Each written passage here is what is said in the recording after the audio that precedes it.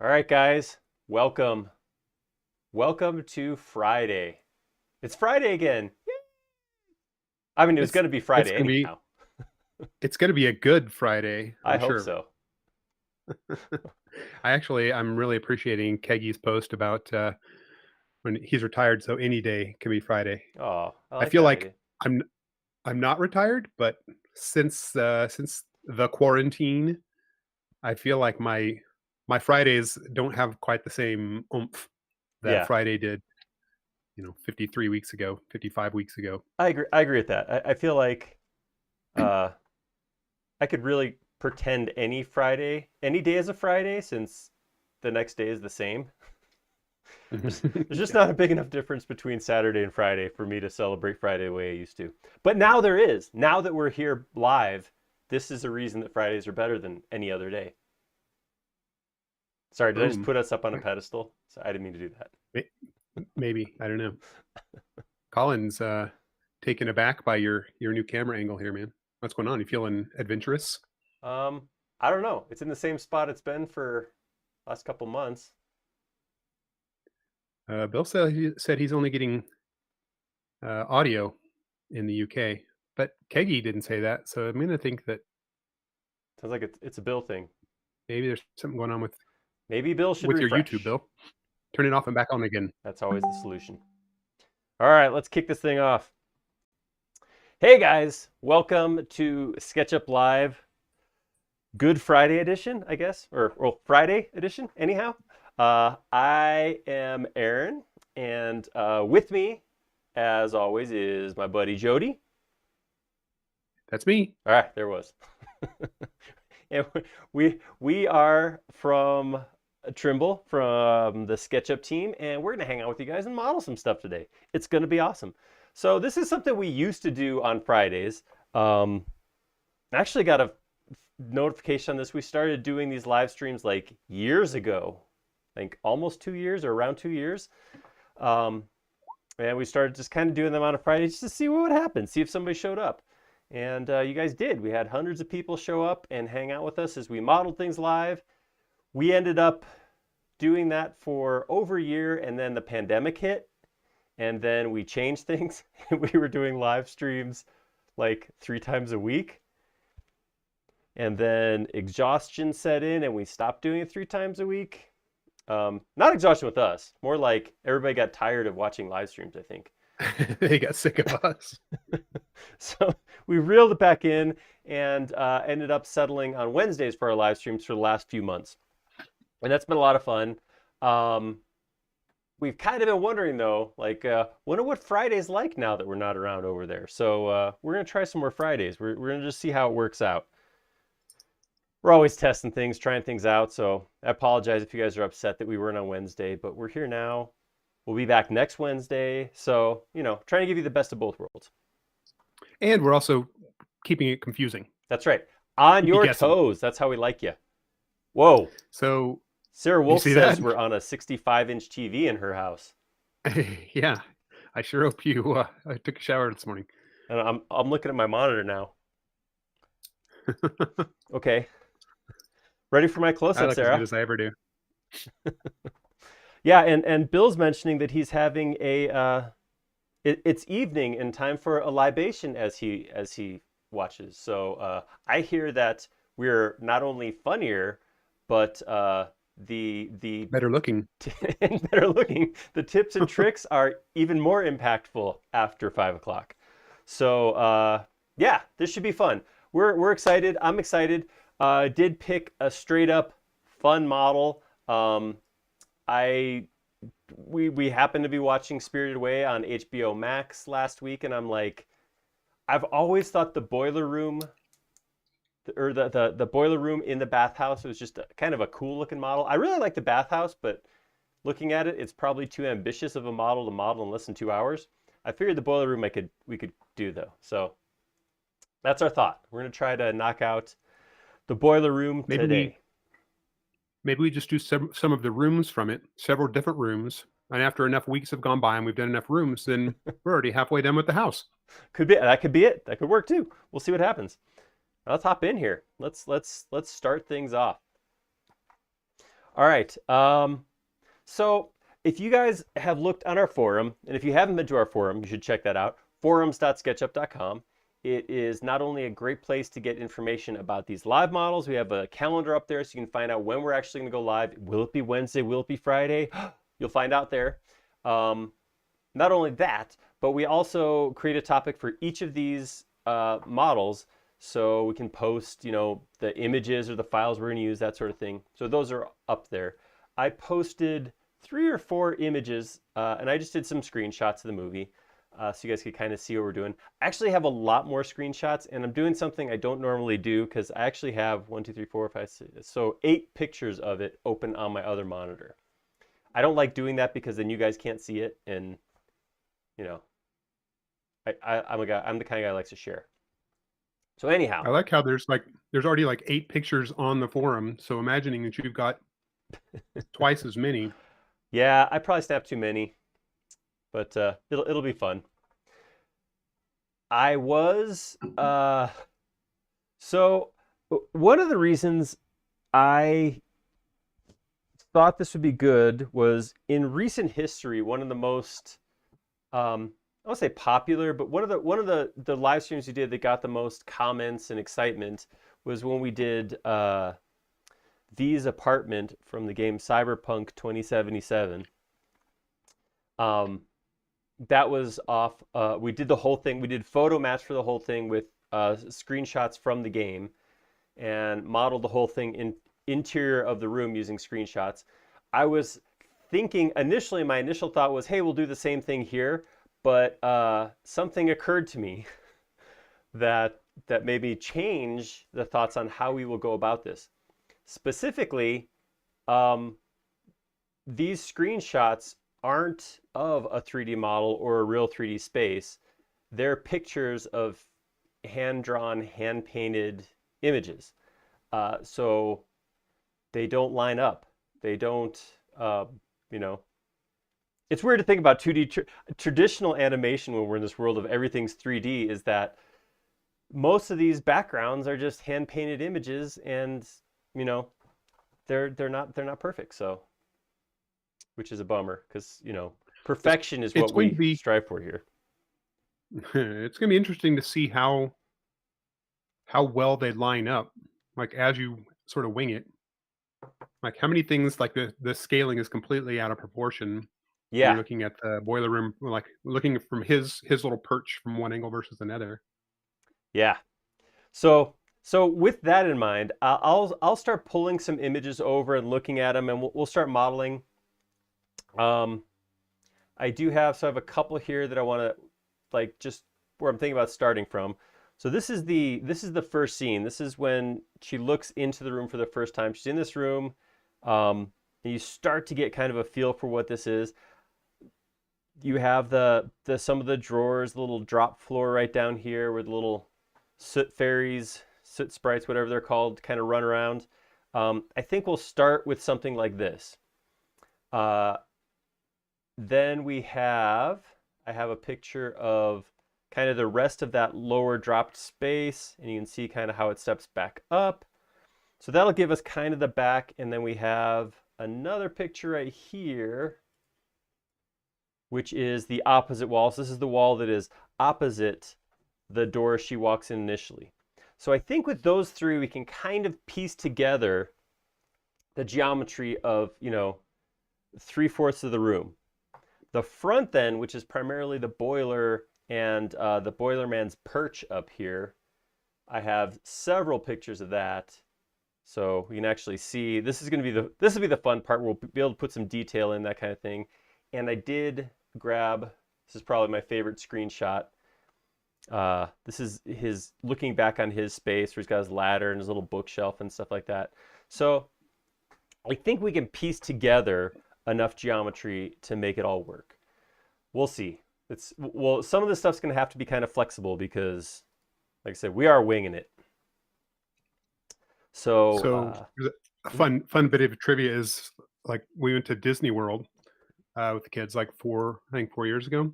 The only thing that I bought that I came back with is a soot sprite that I can window magnet, and he just dangles upstairs in my dining room. Well, watching everything we do. didn't he come to your dining room back from the office? Because I remember. Yeah, Do you guys remember he was an office offices? technician. Office space? That was a thing that we used to do like over a year ago. Jody and I Yeah, used that to was sit right weird. next to each other. Right now we're in the same town, and he's actually, this is kind of because I sit here, Jody used to sit over here, and that's actually where he is on the monitor right now. So I almost feel like I'm back in the office right now.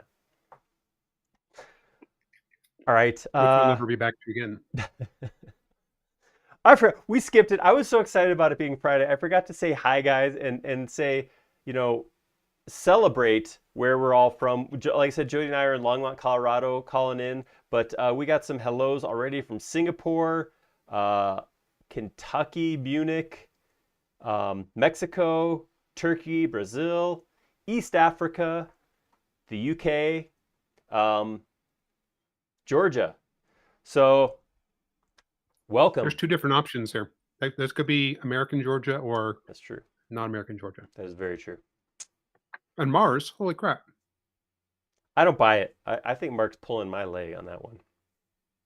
Oh, there we go. Well, we Here won't it be able to comes. tell. Seattle, He's Croatia, really, Slovenia. if he's from Mars, it wouldn't take like 20 minutes for us to get the signal back from him. I watched that. I read that book. I watched that movie.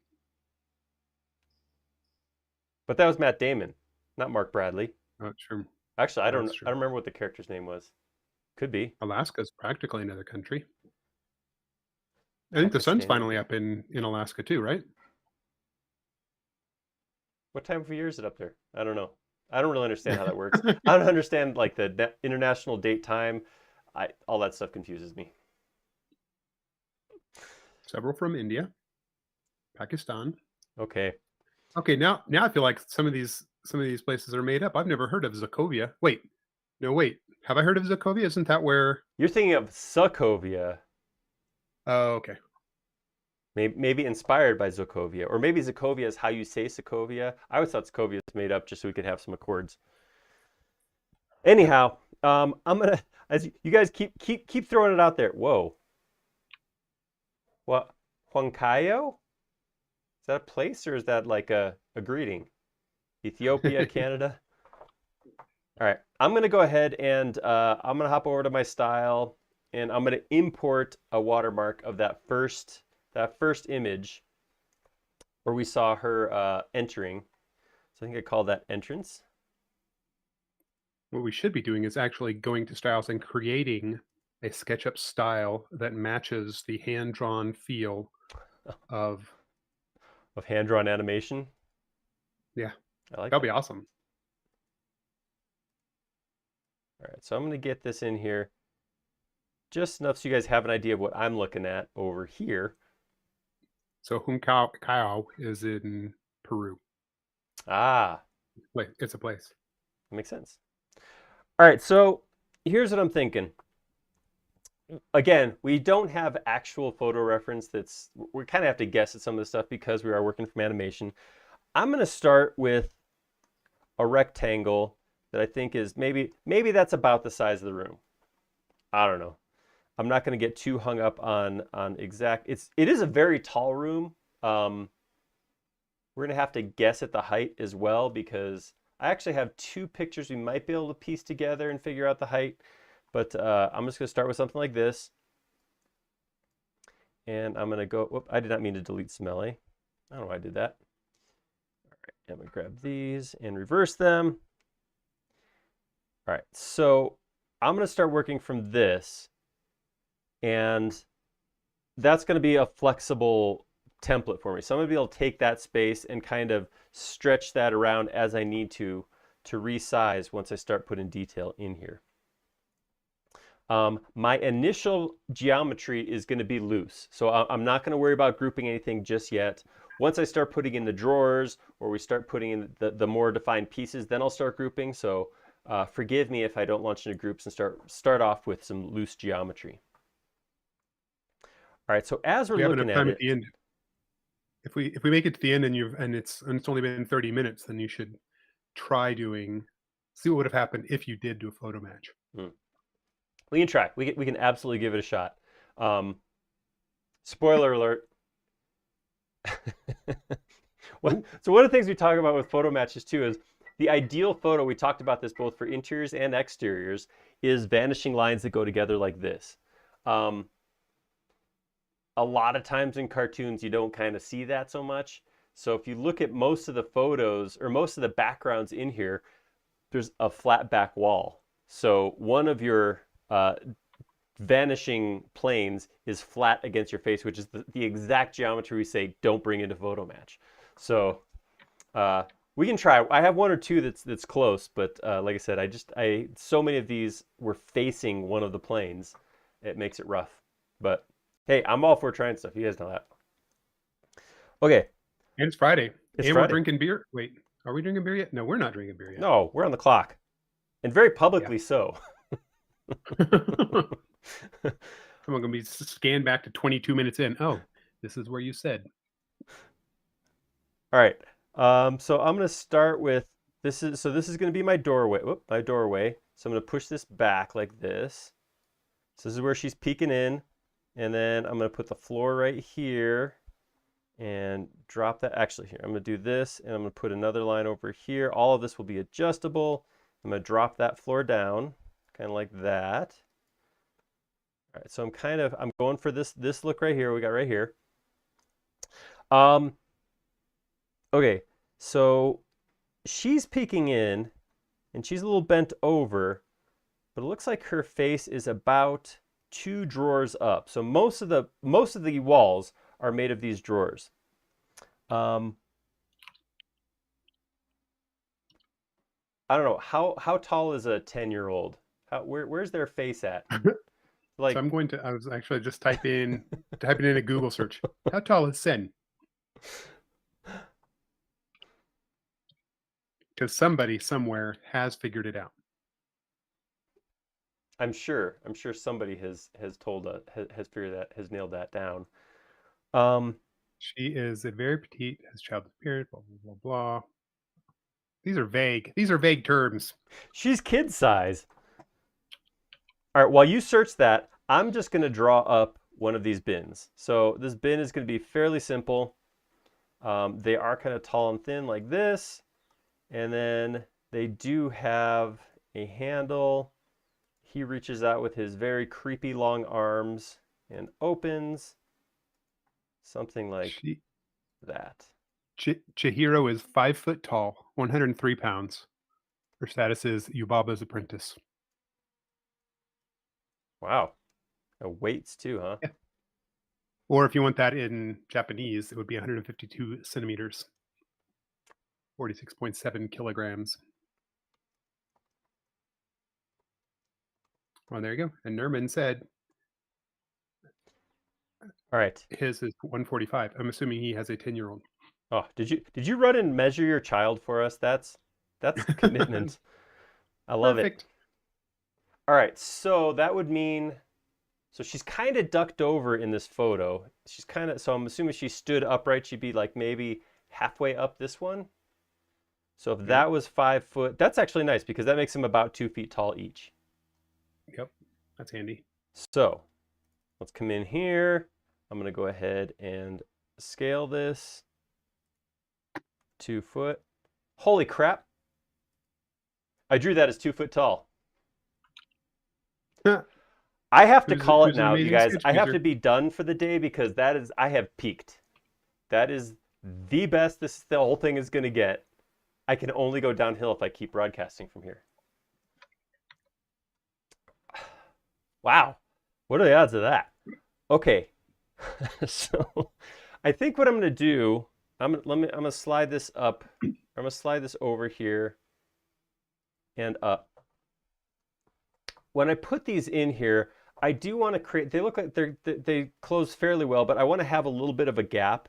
So I'm just thinking like even just a 1/2 inch gap between all the drawers is just going to give me a little bit of relief that I can actually be able to see. So I'm going to come into the component and I'm going to draw a line 0.5. I'm going to draw a line down 0.5. Ooh, that seems too big. All right, I'm gonna do half that. I'm gonna just do a 1/4 inch gap. So I'm gonna draw a little square at this corner.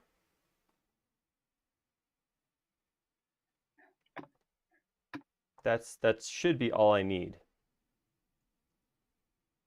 Now if I So I went to search for a Chihiro 2D component for SketchUp. So I just searched for Chihiro SketchUp.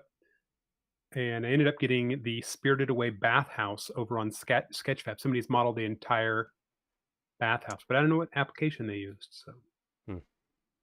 and also no Chihiro 2D component yet. Ugh.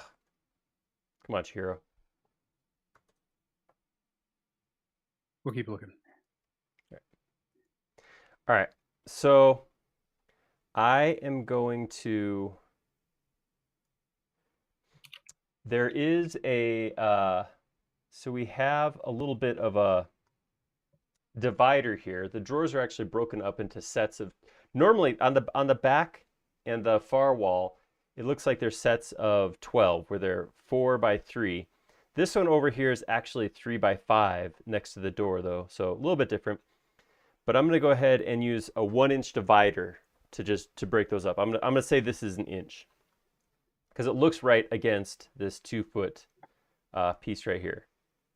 I'm going to take this one, I'm going to slide it over, put it right here. And now I'm going to take this one, I'm going to grab it from this corner right here. I'm going to say Option and copy it over. And I'm just going to use the snap point. So rather than, actually, hold on. Before I go any further, I'm going to come in here.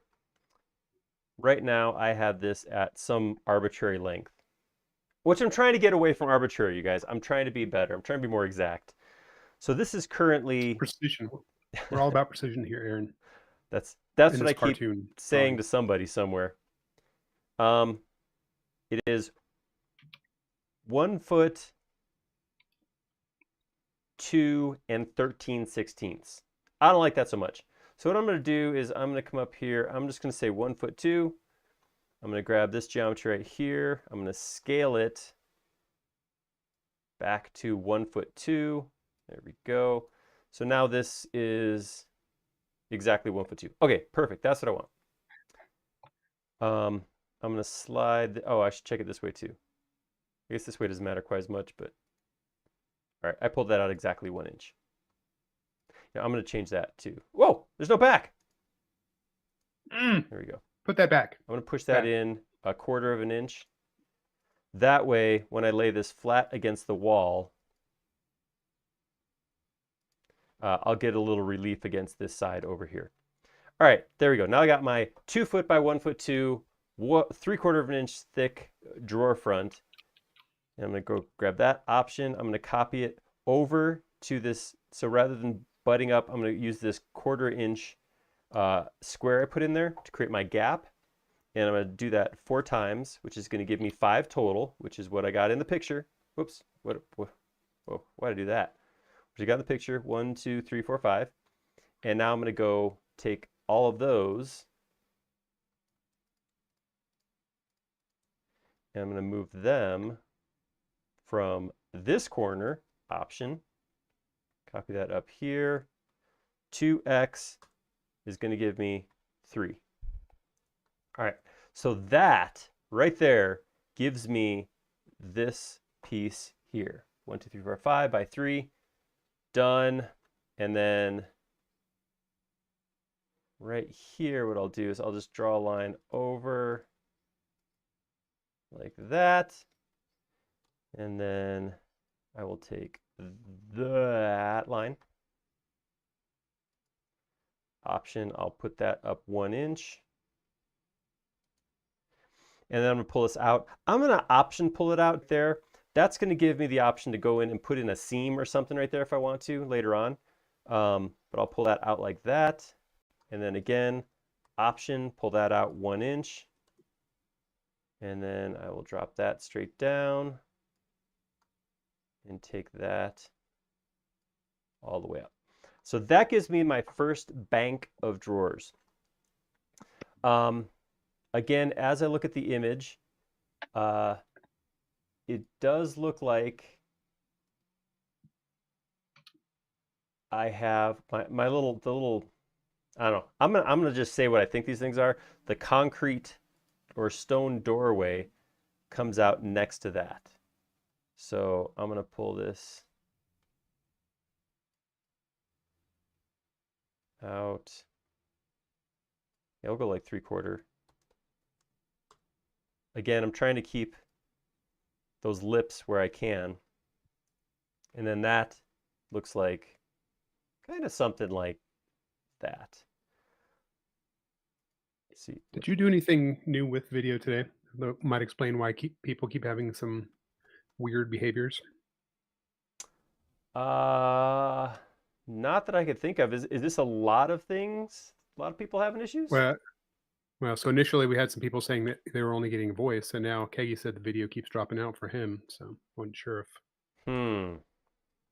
we can't even blame it on the Ever Given anymore. I have not changed. Nope, I haven't changed anything. Um, I'll keep YouTube up and running in the corner over here. You're probably doing the same, Jody. Uh, Yeah. just to see if something's weird.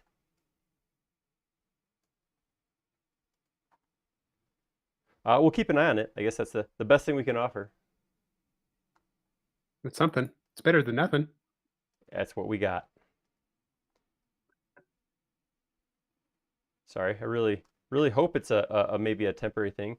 I do recommend if anybody is hitting issues, we do simulcast this on 3 different platforms, so you can always go check and see if not that you have to stay there, but see if Facebook is working better today or that sort of thing. All right. So this is a complete tangent, but I discovered just completely by accident yesterday. I had opened up. I usually normally use Chrome, but was working from Firefox, and I had gotten a link to a YouTube video. So I opened that up, and I saw an option to run it as a picture-in-picture, and so I clicked do that, and then all of a sudden I had a small little YouTube window floating around the corner of my monitor. I was doing stuff in other applications. It was just Wow. always there. My I like productivity has that. gone downhill since then.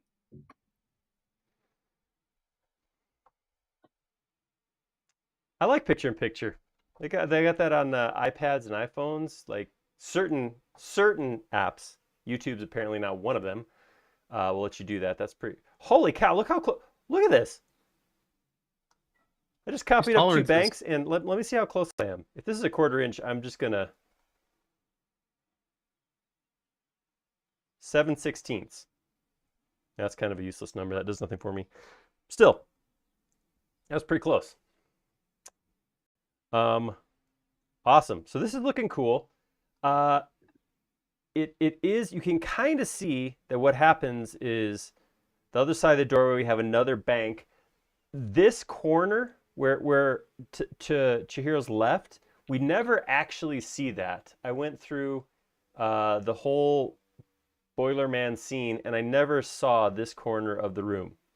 It's possible they do go back to the boiler room later on when the dragon flails around and shoots blood everywhere, which that was unexpected. I did not that was a little creepy. Um, they might look back that way, but I don't think so. So we'll have to kind of make that part up. But the cool thing is, because these drawers are, I'm assuming, the same size throughout the whole building, we kind of have a unit of measure now that we can use as we go through here.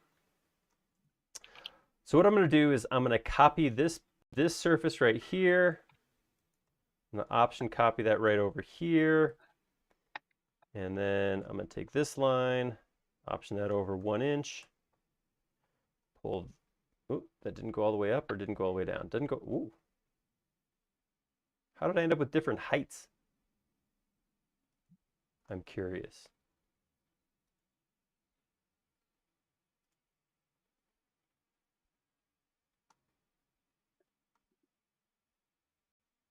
Huh. If I take this straight across,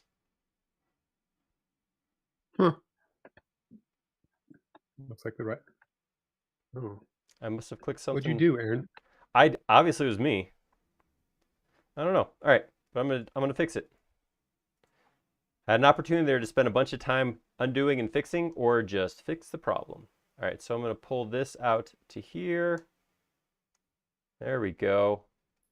That's the important part, is that we got that same look. All right. I'm kind of thinking one of the other things I'm going to do is make this cross piece into a group. I'm not going to bother with making a component because if I do use it on the other walls, it's going to be a different size, so I'm not going to bother with that. Where these vertical pieces, I think, might stay part of the background. We'll see. We'll see what happens. No, that sounds dumb. That sounds like an excuse I made for no particular reason. All right, let's make that into a piece also. So I'm going to go ahead and grab. I don't know if you guys do this. Generally speaking, when I start modeling, I don't always know how a model is going to end when I start it. Because I'll do this. I'll start modeling, making some shapes, and then find out that, okay, yeah, this is the piece I want to make.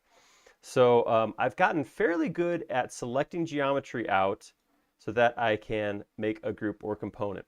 At that point, I double click in, and now I can clean this up. So obviously, I don't want it to break right here, so I'll get rid of that. Spin around. The back side is open still, so, oh no, it's not, just reversed. Reverse faces. All right, so now I have this as a piece. As soon as I come over here, I could push this back to nothing, get rid of that line, take this piece, and option copy that over here. So now all of these trim pieces are actually separate pieces, as are these. And in fact, if I wanted to get those drawers looking like they're deep or something, I could actually get rid of this wall back here, and then I have, you know, some space. Actually, it probably makes more sense to just kind of do something like that. And what's funny is the more I look at that picture, the more I'm now seeing what you mean by it has kind of a Star Wars vibe. Yeah, Sort of. it's like the bathhouse is in Tatooine a little bit or something. All right. Except that they can't do that because you only get water from moisture evaporators. That's That's true. a sort of It would precious be something like a bathhouse. bathhouse, probably. So I'm figuring that this room has got to be pretty warm. And then there, in part of the scene, the boiler man pours out some tea, like hot tea. Right He's into his drinking hot tea in this. mouth, right? Doesn't he like chug it Yeah. right out of the? Yeah. I don't understand, man. I can only handle so much heat. Well, you also only have 2 arms, so I know that you're a good person to judge Wow. his lifestyle. Yeah, throw that back in my face, why don't you? old 2-arm Jody. That's what they used to call me in high school. Sorry, dude. I didn't mean to open that wound. All right. I'm just same thing here. Just trying to close up this arch.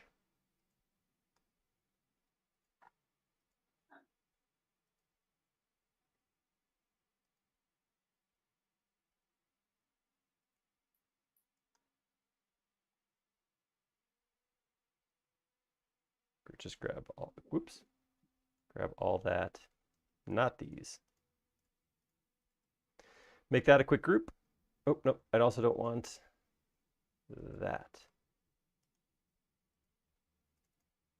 All right, and then come in here and I can clean this up. I'll just make this whole thing just one big old piece.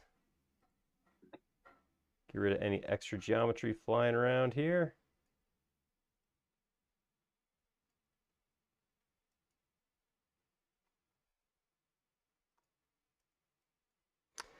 This is also something I have gotten in the habit of doing as of late, is running my geometry long. You guys, anybody else do that? Knowing that it's so quick and so easy to delete stuff after I draw it, rather than depending on, especially once I get like less beautiful geometry maybe than I should have, I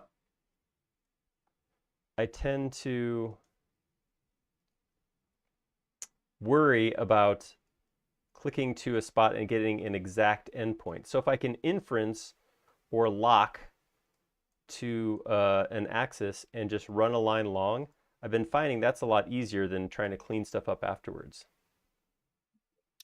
I mean, works most of the time. I do that for some stuff, but definitely like the closer I am to other geometry, I feel like if I go too long, I run the risk of snapping to the wrong thing. I just find I end up that scrolling in. it depends on how quick I'm modeling too, that sometimes it's faster for me to make that sacrificial geometry than to try to uh, um, zoom in. Spend the time zooming, basically. I don't know. Maybe it's a laziness thing. I don't know. All right, cool. And this I want to push back to here.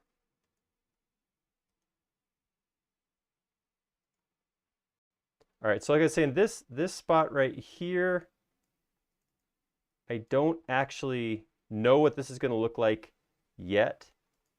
So I'm just going to throw a couple drawers up here. I'm going to probably just copy the same number of drawers over. So I'll just grab all of this and then copy it over. And then as we work our way around to the front of the room, which we'll get from the other side of the building, I'll possibly come back and change this. So Bill's recommending that you look at your shirt and then look at the title of this document. Oof. That's not exactly what he said, but pretty much. That was pretty good. That was a good one. That was laughing on the inside, Bill. Yes, let's save. All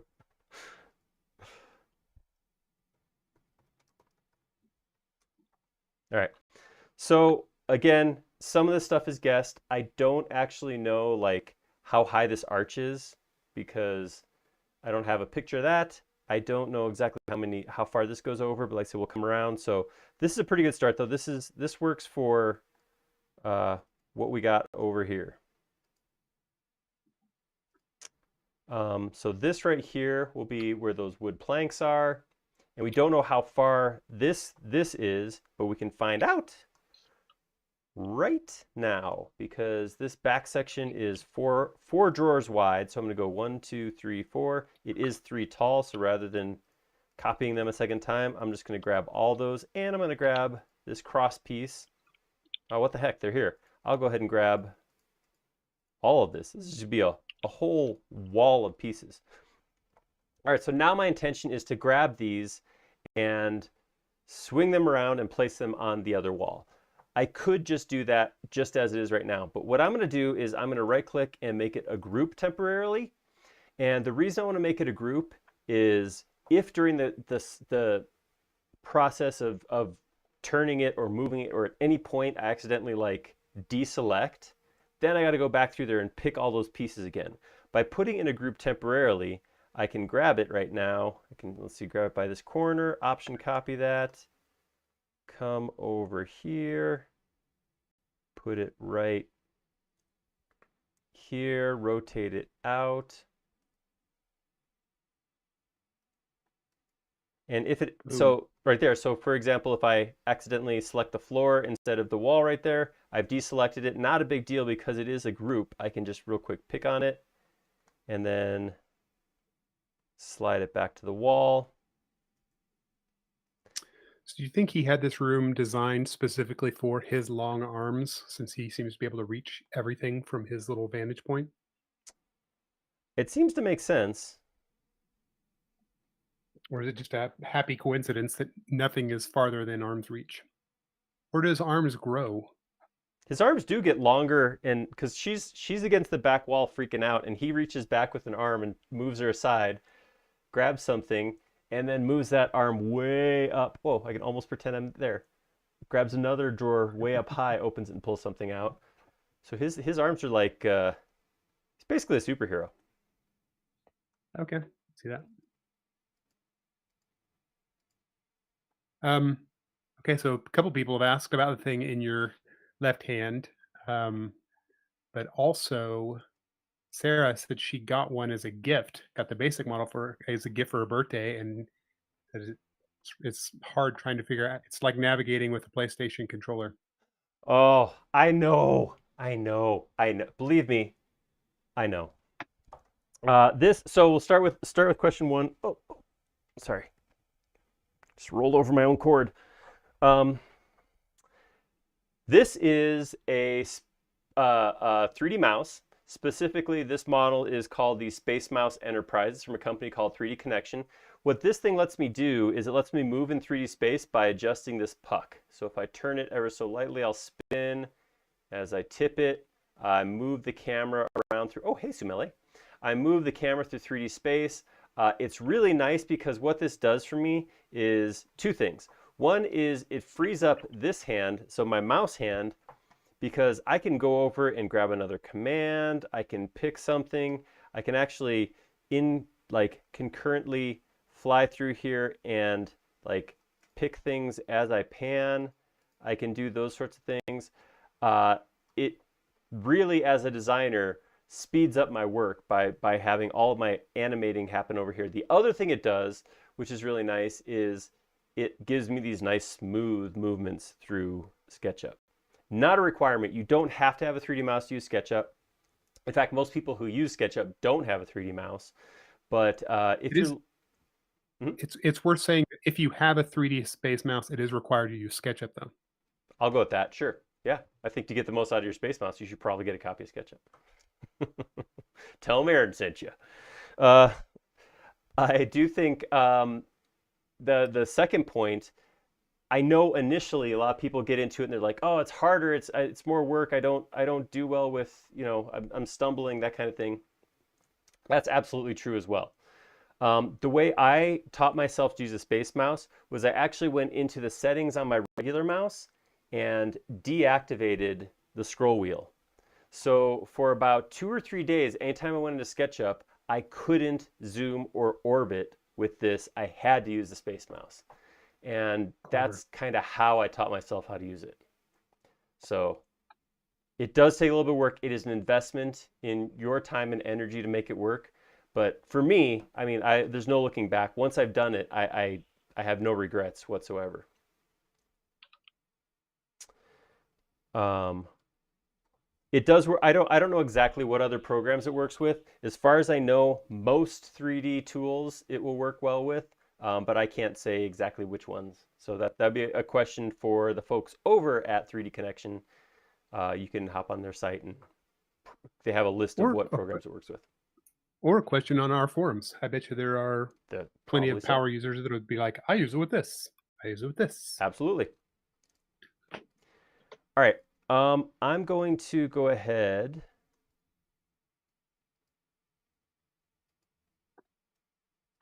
Grab both of these and re-explode them. I just noticed that there's actually a piece of trim right here at the bottom of the drawers that runs all the way across here. So that means I have to take all of these and shift them up 1 inch. I'm going to right click on one and I'm going to go to my instances menu and select all. This is a part of selection toys, which is probably my #1 extension in all of SketchUp. Selection toys saves so much time, so much energy in just regular input and editing. I highly recommend getting selection toys. It's a free extension from TomTom. Man, it's super helpful. So I'm going to say select all. That's going to highlight every one of these pieces. Then I'm going to do the same thing. I'm just going to, because there's only a couple of these, I'm just going to manually go pick my trim pieces. There's 2, here's 3, here's 4, 5, and 6, and maybe even 7. There we go. So I'm going to take those pieces and I'm going to shift them vertically. I'm just going to start moving along the vertical axis, type in 1, enter. There we go. Now I can grab this guy right here and I'm going to move him, option, straight down to the floor. And I'll just scale that guy all the way across to the opposite wall. Cool. I'm going to have to fill in these other sides too. That's some geometry. Oh, that's my little, that's intentional. That's supposed to be there. All right, so I'm going to grab this one, same thing. Option, move him down, straight down to the floor. And then I guess I could have done both of these at the same time. Had I selected both of these, I could have done this in one move. There we go. And I'm going to grab this piece and whoop, not that piece. This piece, hit scale, and there's my control. There we go. Drop those down to the floor. All right, so there we go. That's what I should have. This is actually starting to come together. I'm kind of happy about this. I know Not now bad I'm for just 44 above the minutes worth walls of that work. I eyeballed. Look at that. It shouldn't matter. When I'm done, my goal is when I'm done to just triple click loose geometry and delete it and you know, have a working model at that point. So this loose geometry should all go away at some point. We'll see how that works out. All right, so now this step, I'm going to push this back to like the middle of this piece of trim.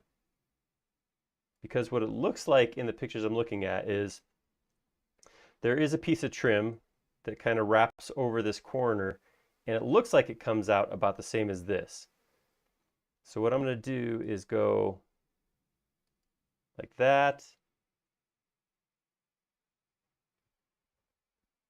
Actually, I'm going to do this. I'm going to drop this down. You know, I'm going to drop this down to the ground like this. That's what I'm going to do. All right, and now I'm going to create, it's actually below, I'm sorry. You know, I want that there. Drop a line down here. I'm going to drop something down like, we'll just do 1 inch again.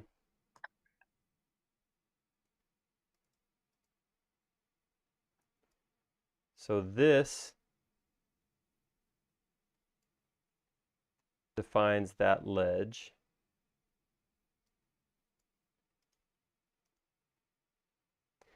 And I am, just so you guys know, I am intentionally staying away from groups at this point, except for my drawers, because that's intentional because I'm going to be copying a lot of these pieces around, and I have a lot of concern about having geometry that I copy in an edit being different. Like this piece is going to get copied to the other side, but it's going to get shortened up because the Boilerman's perch interrupts this step. All right, so now that I have that, I can come in here and let's see. Let's look at the drawing real quick. Okay, the boards are running this direction. I'm going to create a rectangle.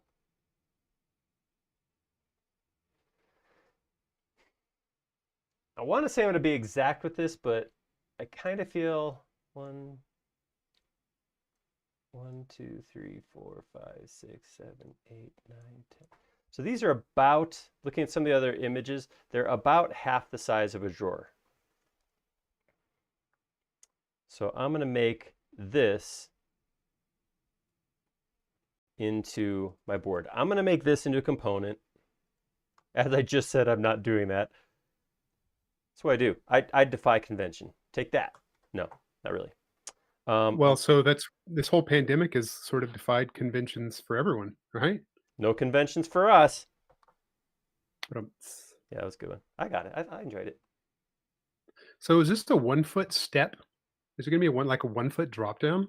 Something like It's that. pretty huge. Well, I It's a don't pretty know. big, pretty big step for a. Yeah, it looks like it's about half the size of one of these. Yeah. So one thing I like to do, if you guys have seen me model before, I do like to make it so that if I was to turn lines off, I can still see some detail. Obviously, if I came in here with this, where these flat boards are just butting up against each other perfectly, if I was to come in here and turn my edges and profiles off, that would look like just a, well, I guess you can get a little bit because you're getting the Z fighting of the insides. I'm going to take that just a little bit further. Here's what I'm going to do.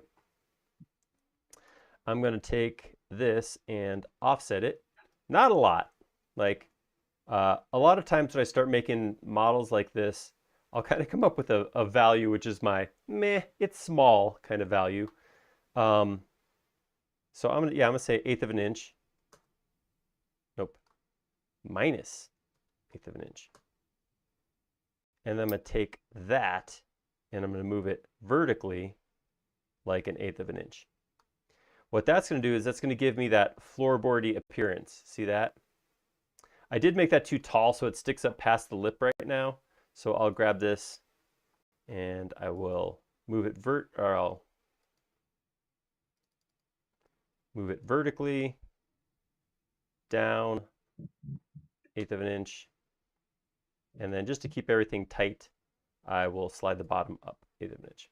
So that gives me that little bit of relief. And again, totally not necessary, but if I was to do something like render this, this is going to give me a gap there that the light will have room to play in. Just makes it a little more realistic, I guess. I don't know. Bill said chamfer the edges 1/8 of an inch. Yeah, that's That'd do a lot too. yeah. Same idea there. Just give it something there, because like I said, if you go render, as soon as you lose the line, you lose that detail. I don't want to lose that. I don't want to lose you like that. All right, let's look at this back wall. I think I have to switch to another picture. So here's where I actually have to refer to a couple pictures because, so in this one that we're looking at, I can see that I have 1, 2, 3, 4 drawers go across there, and then I have to switch to a different view to see that what I think is 1, 2, 3, 4 more. So I think this whole back wall is 8. I think to go across here, I have another set of 4, then I have the vertical divider, then another set of 4. I think that's going to give me the width there. Then I believe I have a set of 4 and a set of 4. I think that is my back wall. So if I look at this one, looking back this way, you can see, this is what I was talking about with the accuracy of that hand-drawn thing. When I look at it this way, these 1, 2, 3, 4 fill up almost this whole space. But this space right here is actually wider than this space over here. So, and we know that there's at least 2 because of the picture I just had up as a set of 4 and a set of 4. So, yeah. Oh, how dare traditional animation not be more accurate? That's basically what I'm saying. Well, if this was, well, no, I'm not going to go there. Yeah, good thinking. I don't know where you're going, but I trust your. I feel like if anybody was going to be accurate with this stuff, it'd probably be Miyazaki. They're pretty good. He does pretty, but he's also, his stuff all kind of plays out like a dream and not reality. So I don't know. All right, so same thing I did before. I'm going to grab this bank. So basically what I'm looking for is this is going to repeat 2 times for the drop floor and then 2 more times for the step up over here. Maybe I'll scoot this over real quick to give myself plenty of room to play in. All right, so I'm going to grab.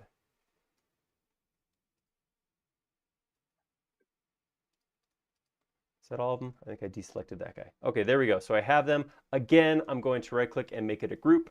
I don't want to be halfway across and lose something. Or the other thing is, every once in a while when I start copying a bunch of geometry like this, I'll change my mind and go, that's not how I want to do it.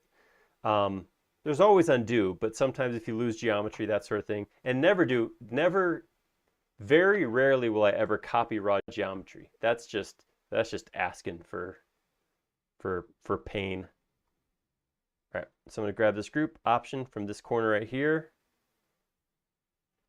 Bring this straight across on the green axis till it hits that corner. Awesome, and I want that 4 times. And boom. That should be the length of my back wall. So pull this back over to here. I will grab this guy right here. Oops, this one never got stretched down with the others. Oh no, they shouldn't, because this should go through. Pull that through to this wall. Yeah. Okay. All right, I'm good with this. I'm feeling good. That's a lot of unmarked storage. Pay attention, man. Oh, yeah, that first day was rough because got to start remembering where everything's at that quick. I don't know. I was trying to think of how many things you can put in a bathtub. I'm like, okay, lavender, Epsom salts, Mr. Bubble. I just have 3 drawers apparently. That's all you need. And keeping your Mr. Bubble in a drawer is interesting, an interesting choice because Yeah, that's that's a liquid. probably wouldn't work real well. All right, I'm gonna grab all these floorboards. They're I know. probably just Yeah, let's get these. they're probably just different flavors of bath bombs. Just bath salt. All right, so I'm gonna grab all of these. I'm gonna deselect the floor because I don't want to take that. Also, I have to be careful. I have to be conscious when I copy this. This is one of the things about putting like chamfers and stuff on that is I no longer have a corner on the geometry here, but because that geometry, the way the geometry is located inside the container, that is that component, I do have a snap point right here, so I can option copy it from there, take it straight across, and drop it right there. All right, these are going to be a different size. So right now, while I still have them all selected, I'm going to right click and I'm going to say make unique.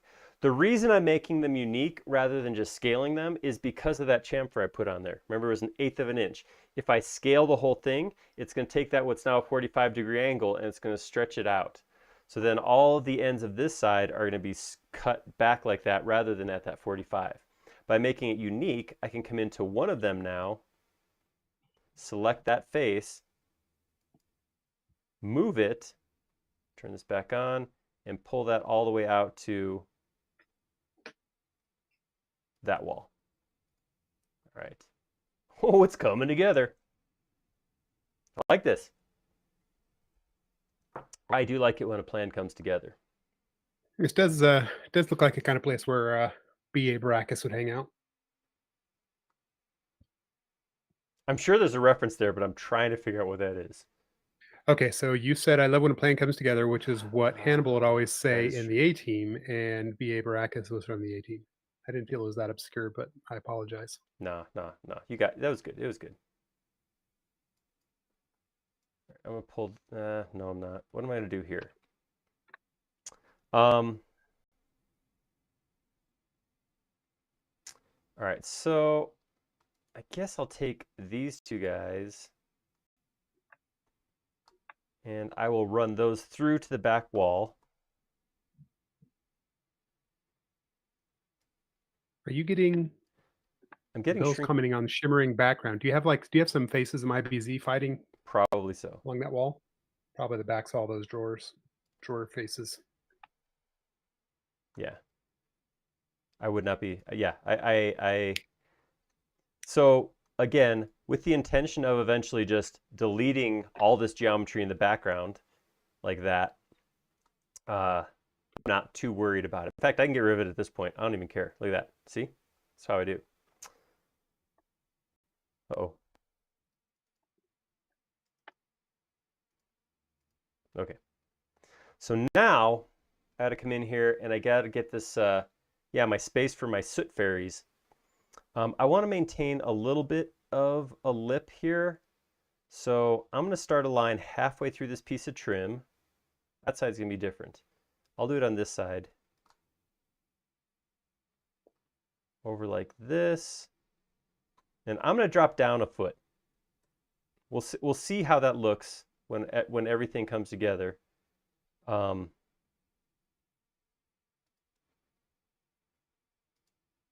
and I'm just going to pull that through to here.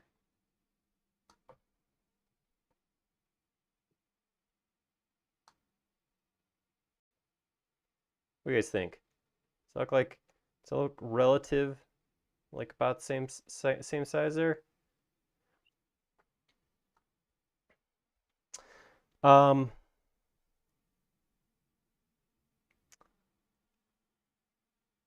I'm thinking what I'll do now is run a line all the way up to here. Pull that line again through to halfway along this piece of trim. Drop that back down. I know I just asked you guys an opinion question and then kept modeling, but I can come back in a minute and change that. All right, so I'm just going to run this all the way out for right now. Drop that down vertically, boom to boom. Take that across to here.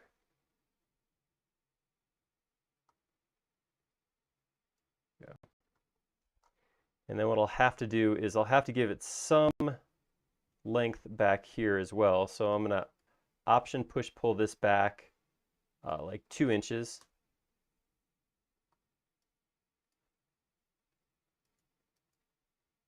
And what I've created now is kind of a big, oops. Let's see why that didn't, what did I do? I did something wrong with my push pull. Okay. So there's my, kind of like my concrete support is basically what I just created. I'm thinking that looks good.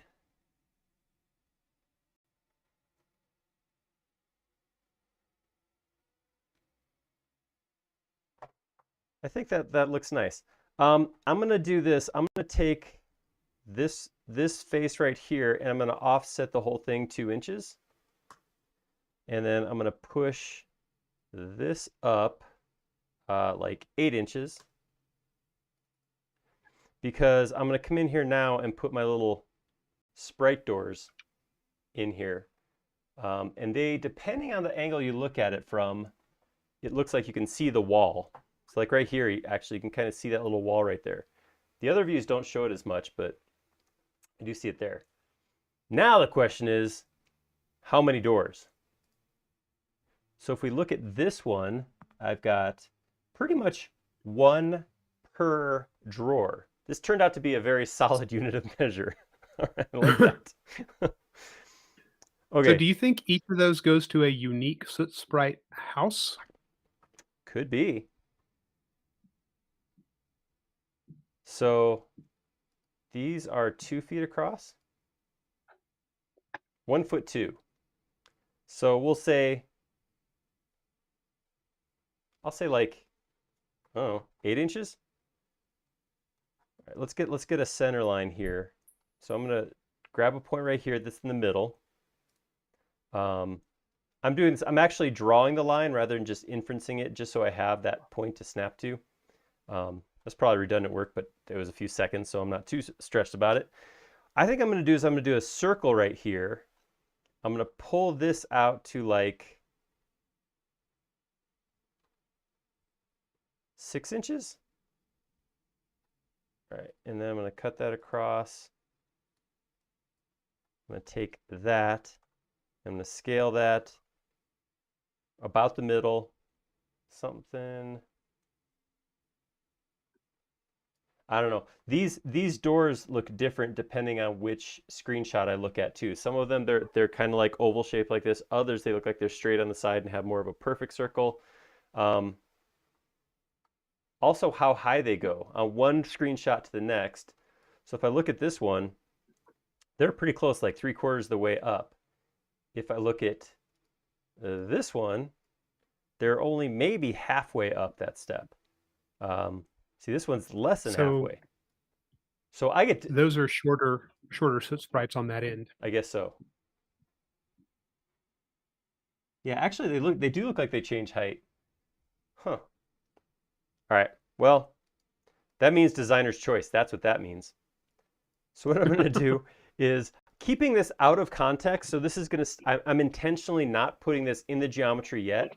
I'm going to take this piece, grab by the middle, option, copy it down to the middle of this one right here, divide that by 7. That should give me 1 doorway per drawer. I like that. That was good. And then it looks like on the sides here I have 6 doors. So I'm going to go 1, 2, 3, 4, 5, 6. I'm going to rotate it on the flat from one side, Option around to this side. I'll just take that right now, Option copy that straight across. All right, so now I have where all my doorways will be. So what I can do is I can copy those doorways. I'm going to cut them. I'm going to come into context, edit, paste in place. I will push this one through, double click, double click, double click, double click, double click. So this is obviously something that I could have done multiple different ways. That's the thing about SketchUp, right? We give you lots of options for skinning cats. You know, that's one thing that we've never even done either. Skin a cat? Yeah. Yeah. I Okay. guess unless you mean putting a layer on a caterpillar. That's true. You could That's skin a probably happened. caterpillar. All right, so I'm going to make This room a group. this room's feeling smaller than I was expecting. Yeah, it really is. But I'm doing my best. Obviously, again, don't have exact geometry, but I have something that's. I mean, I'm using, because of these drawers, we have a unit of measure, and this is kind of. I'm feeling like pretty confident about this. Yeah. It's just once we start building the Boilerman's perch. It's going to get a little more crowded. Yeah. All right. So I feel good about this. This section's done. So I'm going to swap out my image up here. I'm going to brighten up my screen a little bit. I'm going to go to, not scenes, style. I'm going to save. That's what I'm going to do. I am going, yeah. Good stuff. Saving. Do it. Right. I'm going to take Everyone my should do it. watermark and I'm going to change it to, I think we're going to go with this, with side low. These are, of course, just names I made up. All right, so this one kind of starts to give us an idea of how big these spaces are. So first thing, this door is arbitrary. I just put in a shape to hold this door. That's not a good thing because arbitrary is not going to work for this. I think if we look right here, I kind of feel like that's another 1, 2, 3, 4. Then I have this picture right here.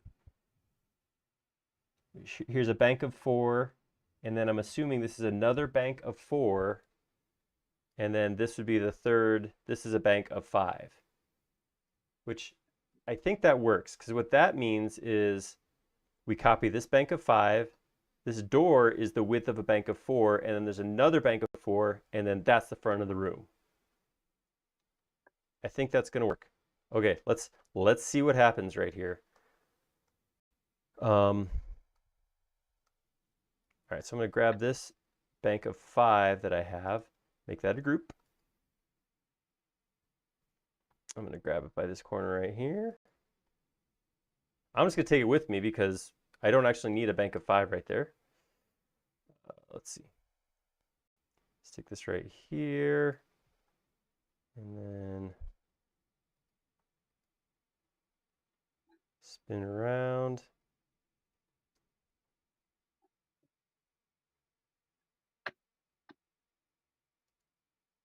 Slide it forward. Okay. Then here's the other thing. So now I need to get this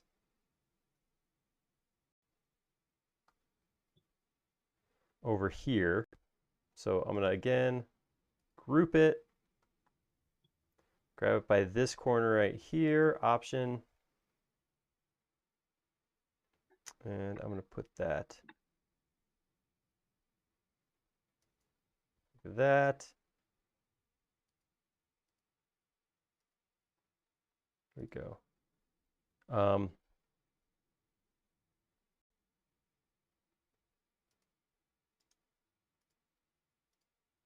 Here, I'm going to copy this thing.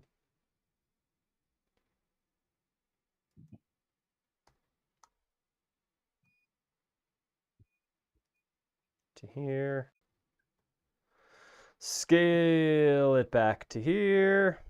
Actually, no, I'm going to run this all the way out. Well, we don't know how far this goes yet, but I'm going to run it all the way out like that. And then I can grab all of this. Wait, whoa, whoa, whoa, whoa. Something extra got grabbed. There we go. Let's try that again. Grab that.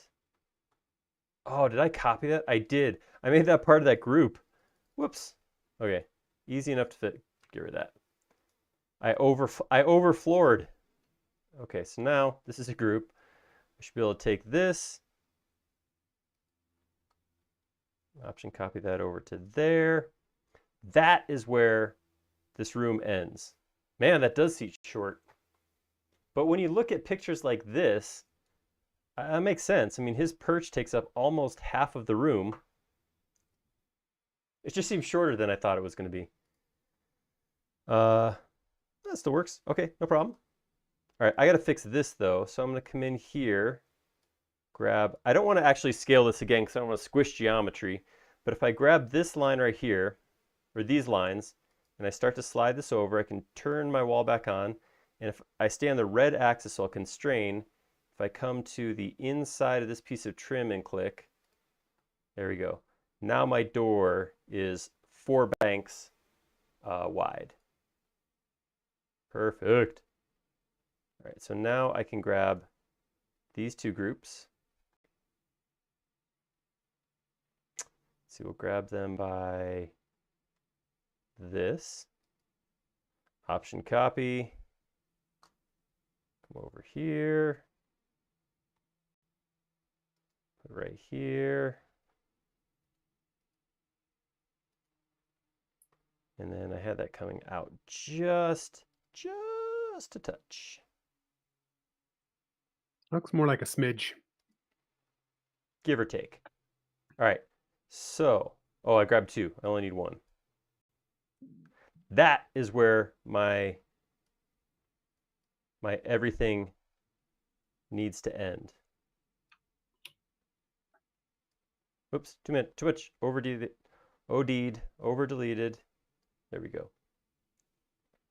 So that's the front. The front of the wall is, or the room is right there. So I'm going to take this one. I'm going to push that back to here. Oh man, that lost floorboard's so close. Starting to get cocky, aren't you? Yep. Just got to build everything on like an even 1-inch dimensions, and then I'm much more likely to get things right.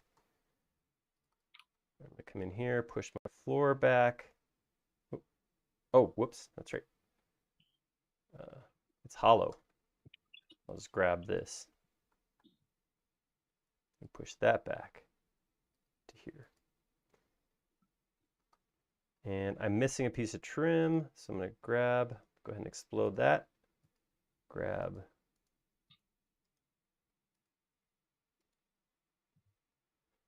this.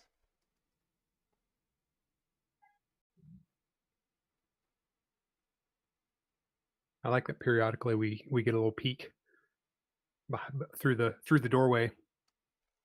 Yeah. Cool. So that is where the front wall is going to go. So I'm going to come in here.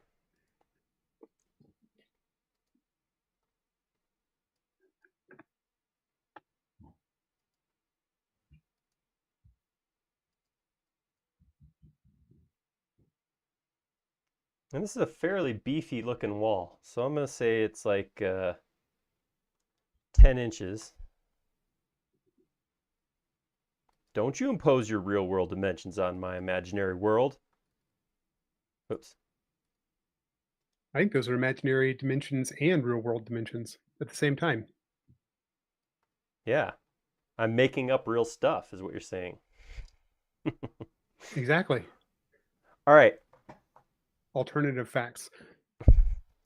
So that is the boiler room in a nutshell. We got some more work to do. I'm not done yet, but wow. I mean, I just from looking at it, I mean, I feel good about the dimensions we put in based on the geometry that was available. It's right-ish, but I think they're using a wide angle lens when they're actually inside the room. they're using a wide angle lens when they're drawing the pictures that are the geometry. Exactly. Okay. I'm kind of thinking Sumele then is about the same height as so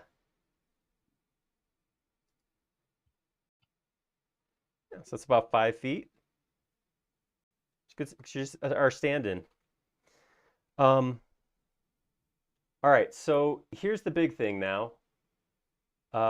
We need to figure out how tall this place is.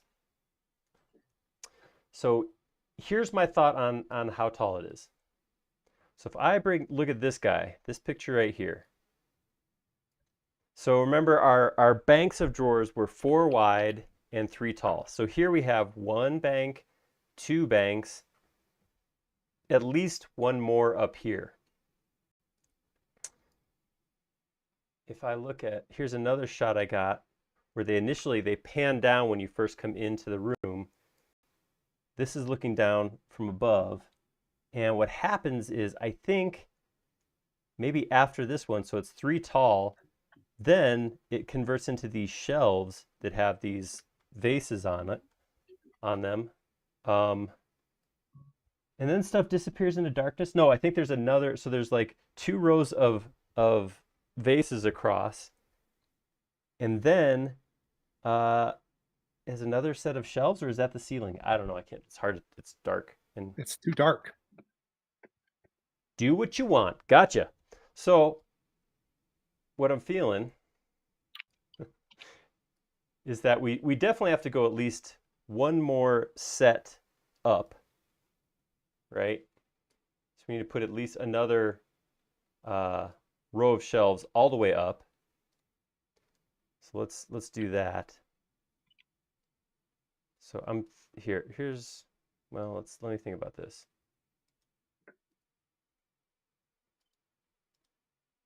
Accidentally double. So can I see how hard this is going to be to do? If I line up my seams just like this, can I select? Oh, these guys are in groups too. Okay. You're in a group. Okay, so I managed to pull up a scene here, and it's got a wonky perspective from at the base of that back wall there, Mm-hmm. and there is nothing above the 2 rows of vases. Okay.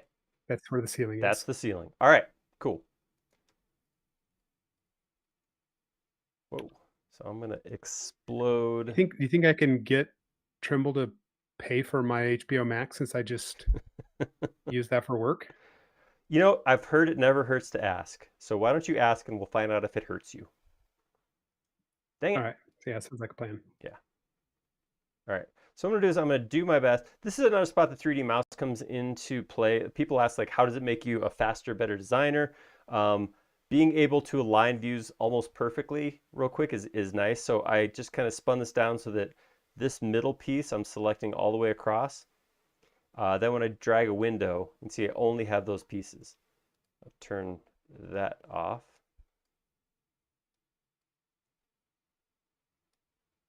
Got the little end line too.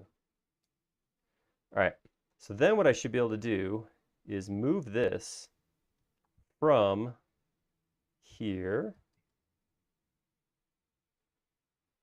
Option copy that up to here. Cool. And now I'm going to grab all these. Oh, some of these are different sizes than others. That's interesting.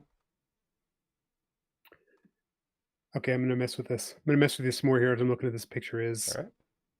in front of the Boilerman space, or just to the right, there's not any shelves there. That's just wall. Right? You're not looking at it right now. No, But I'm selecting right now. I understand. One Then moment, also, it please. appears there's a big opening underneath the shelves on the opposite side of where Sin comes into the room. Right. That's where the door that oh no, that's what you're talking about. Mm. Oh, okay. Yeah, no, it's in your picture. That's where it is. Is that his bedroom? No, that's the door back in the bathhouse. That's where Lynn, I want to say, comes in and brings him his lunch. Okay. Okay. Yeah, so we actually, these guys right here aren't here. Okay. And in fact, this isn't here. And these guys right here will become unique. And whoops,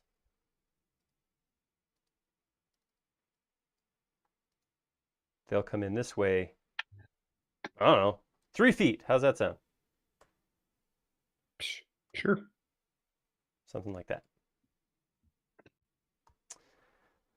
Okay, so yeah, so this thing, this this door, wall, whatever, surface. Just pull this back.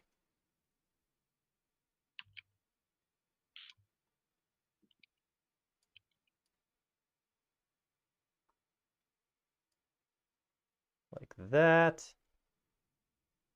I need to get a bank of drawers above the door. I'm assuming, again, not seeing everything, but this should just slide right into place.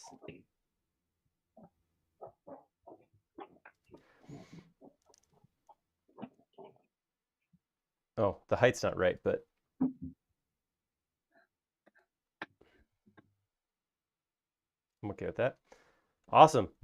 Wow, it's a lot of drawers. Okay, so above that, that's where the row of shelves are. Um, I'm going to isolate this geometry real quick. I'm going to draw some new geometry. I'm going to draw basically the shelf off of the inside of these trim pieces like this. This may be a little, phone it in looking. Oh, I have a couple pieces of trim that were different lengths. Get those two guys and scale them up real quick.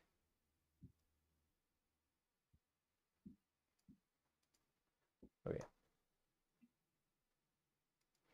And then we'll go back. We'll make these, I'll go back 2 foot.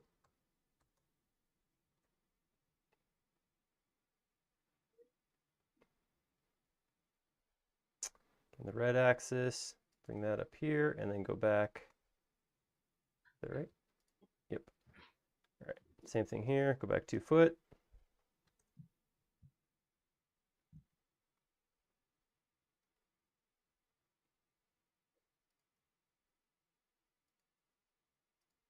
Back this way 2 foot. Those jars look pretty big, so I'm going to give them a decent sized shelf to sit on.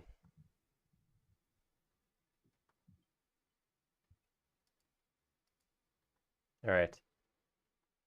So Ash was pointing out that the drawers are not right. They're lower because you're missing the bottom piece of trim.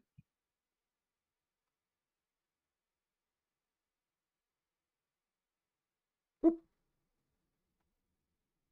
Oh my goodness. Oh yeah, look at that. Oh, yeah. Eesh. All right. Easy fix, easy fix. Those are my favorite kinds of fixes. Yes. 1 inch up, and then I can grab this guy right here. Stick him down here. Now we're fixed. All right. At this point too, this is all of the drawers, so I won't have to draw any more drawers. So what I'm gonna do is I'm gonna open up one of these drawers and I'm gonna get rid of this little box. The other thing I'm gonna do, so get rid of this flickering, I'm gonna put in the back of the drawer as a piece of the drawer. So I could do this a couple different ways. I want to still look like there's empty space or space back there.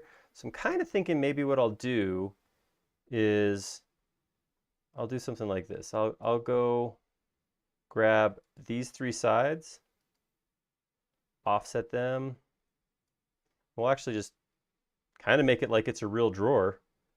Pull that back 24. That, push that in. Get rid of that, get rid of that, get rid of that, get rid of that, and that. All right, and that looks, yeah, see now I don't have that flickering where I'm seeing the sky through there as much. Awesome. All right, back to my shelves. All right, so at this point, I've created a single shelf. Again, we're making this kind of up because this is where the detail, this is where the detail isn't. I'm gonna do the same thing here, I think. I'm gonna offset my outside edge like this. Offset that, let's say 2 inches. And then I'll take that, push that up. I don't know. Yeah, 24 inches. And I'm going to grab all of that, make that a new component. In case I decide that it doesn't look right, I want to change it later. I'm going to put that up there. I'm going to do it 2 times. I know there's 2 shelves and then the ceiling comes in. But what I'm going to do is I'm going to do it 2 times because then this is just going to be easier to take. Well, actually, if that's the ceiling, then I guess that's just flat. So I could actually just go like this. Right? And then that would be the end. Sorry, I'm not even paying attention. Right. I'm watching the movie now. Well, that does not help me.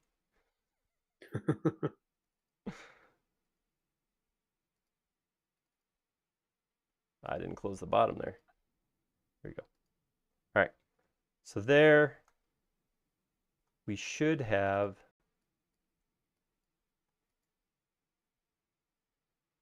just about everything. This wall, and the reason I'm doing all of this is to figure out how to model this wall right here. This wall has a very distinct opening in it for the boiler, but it does go all the way up. All right, so what happens with this space, or this wall? I'm going to draw it out of it. Here, well, actually, here's what I'm going to do. I know, I'm arguing with myself here. I had a lot of thoughts going on. I drank a lot of coffee today. You're sounding like it. Wound up like a 3-day clock. It's Friday. I'm stoked. I'm actually extremely happy that this is fun to be doing this on Friday. How are you guys feeling? You glad to be spending Friday here? Is this fun? The consensus seems to be no. Oh, okay. Oh, wait, no, I'm sorry. There's no consensus yet. Okay, good. I was about to just sign off. Okay, see ya. Fine, hang up. I'm going to put a section plane here on the back. I'm going to move that section plane. Make sure I have the section plane selected. There we go. Slide that up like this so that I can look at this front wall as I create this space.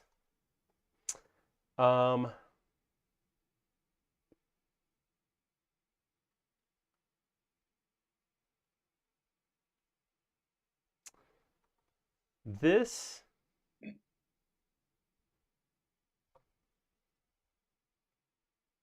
when I look at, so here's a couple images I'm looking at. So right here, it kind of comes up and then it goes over and then goes up and it goes way up and does this big arc right here. What I'm questioning right now, see it kind of comes up and then it does this curve. It has a lot of space that this wall continues over on this side. So I'm kind of thinking that kind of keyhole shape is probably centered off of this right here. So that's what I'm going to assume. All right. So I'm going to do a couple things. One is I'm going to turn off my section. I don't actually want it. I'm going to go to View, turn off section planes.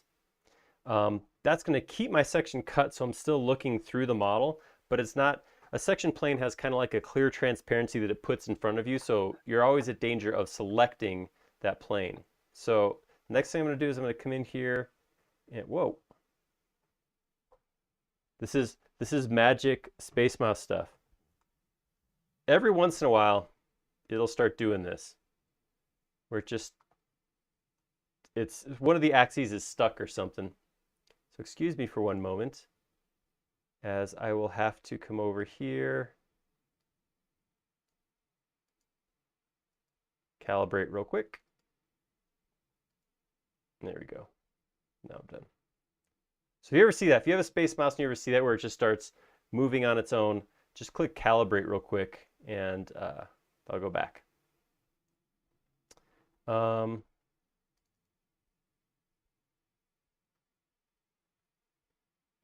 right, so it looks like I had to pull out this floor ever so slightly so it's up against the wall. All right.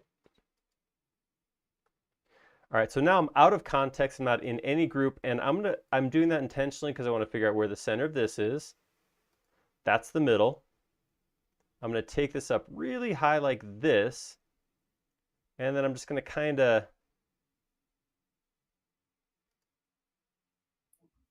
chalk line about where these pieces are.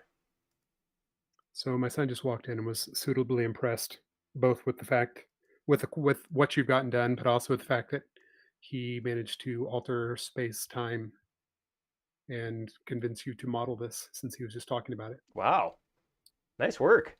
Can you tell me what I'm modeling Yeah. next week? I'm just curious. You're not modeling anything. It's Tyson's week next week. All right. So that looks okay, Can you but talk it's not right because as I look at this right here, see how far out this piece comes into here? I'm kind of thinking, yeah, I don't know. Have you saved lately? Kai wants to know. Yes. I want this to be symmetrical. I really do, but I'm kind of thinking maybe it's not so much symmetrical. I think it's probably not. I kind of think this is over here like this. In fact, this might even be over here like this. Transom's back. All right. He said he's working in the shop today, so he didn't get a drink. No beer. That is an excellent plan. Safety first.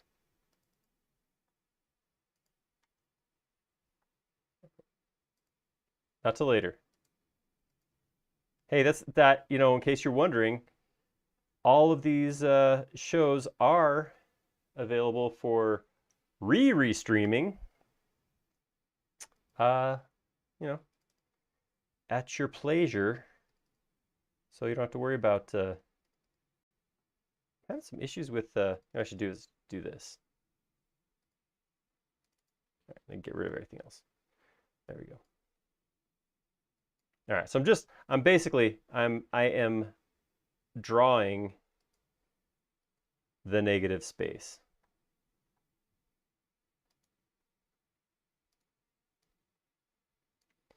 Okay, for the top, it definitely has like a big wide arc and then rounded corners. So I'm going to do that in two pieces. I don't know how this is going to work out, but let's try it. I'm going to do first straight across like that and get my big arc in there. And then I'll come in with secondary arcs down here to round those corners off. Why is it not working?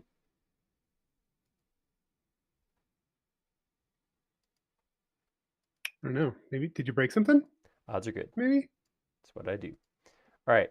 So that looks like it's going to be my door, which I feel okay about that. Actually, I still feel like this is even further over.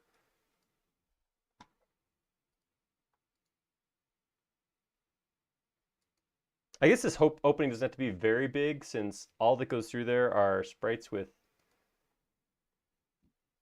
yeah, something like that. Okay, so I'm going to take that. I'm going to come in here. I'm going to grab this. I'm going to cut it out of there. Come in context here, edit, paste in place, and then just push that through the wall. Whoops, push it way through the wall. There we go. Okay. I'm also going to grab all this right now while we're here and soften and smooth those arc ends. I could have welded that beforehand. That would have got me the same result. But all right, let's exit out and see how that looks. Okay. I do think this right here has to be higher up. So I'm going to grab it.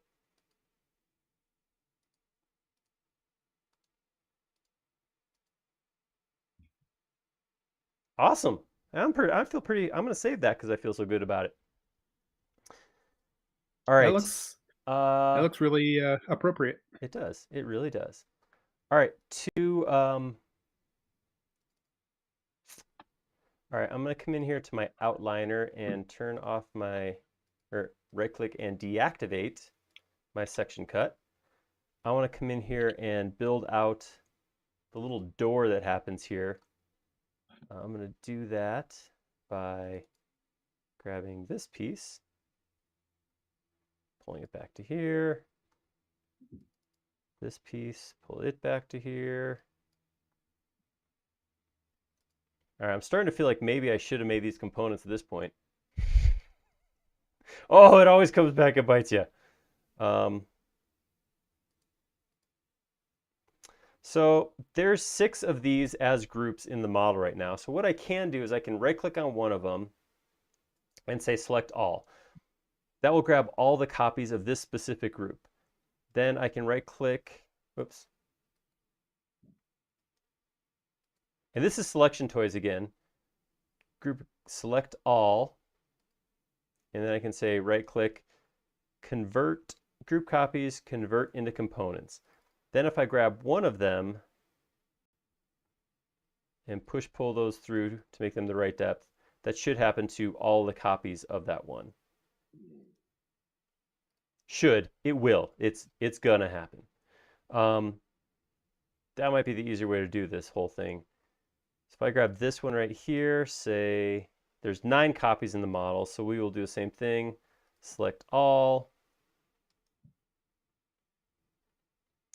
convert into components, then again, select that one, push pull that through to here. Yeah, I know. I was worried about deforming stuff and making a mess, but it would have been a lot easier, which I'm sure many of you said. 18, so this is gonna be a bunch of them. Select all. Actually, I don't even know if I have to hit select all. I think I can just say convert into components.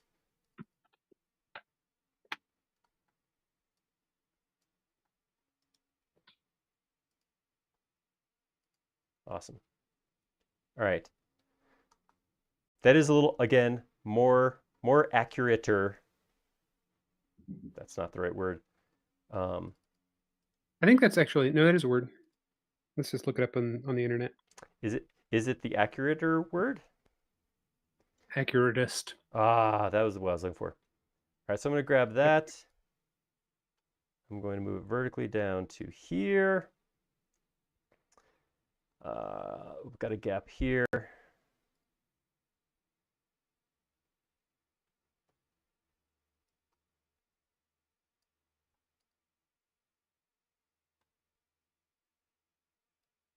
Actually, I'll just pull this down here and put that back where it was. All right. I got some handle issues. My handles are popping up into odd spaces or odd shapes. All right, so I'm going to take that. Push those floors back to here.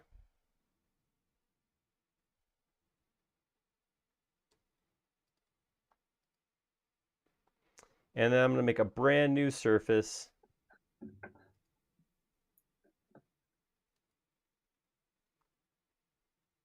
Like that. Just to take a look and see if that looks right. That does look good. I like the way that looks. And that's actually two, it's like a bypass sliding doors.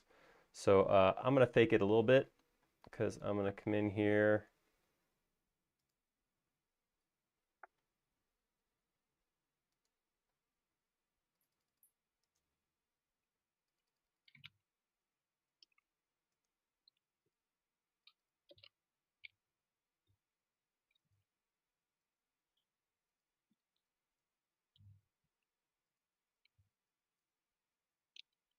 Ooh, something's not vertical here.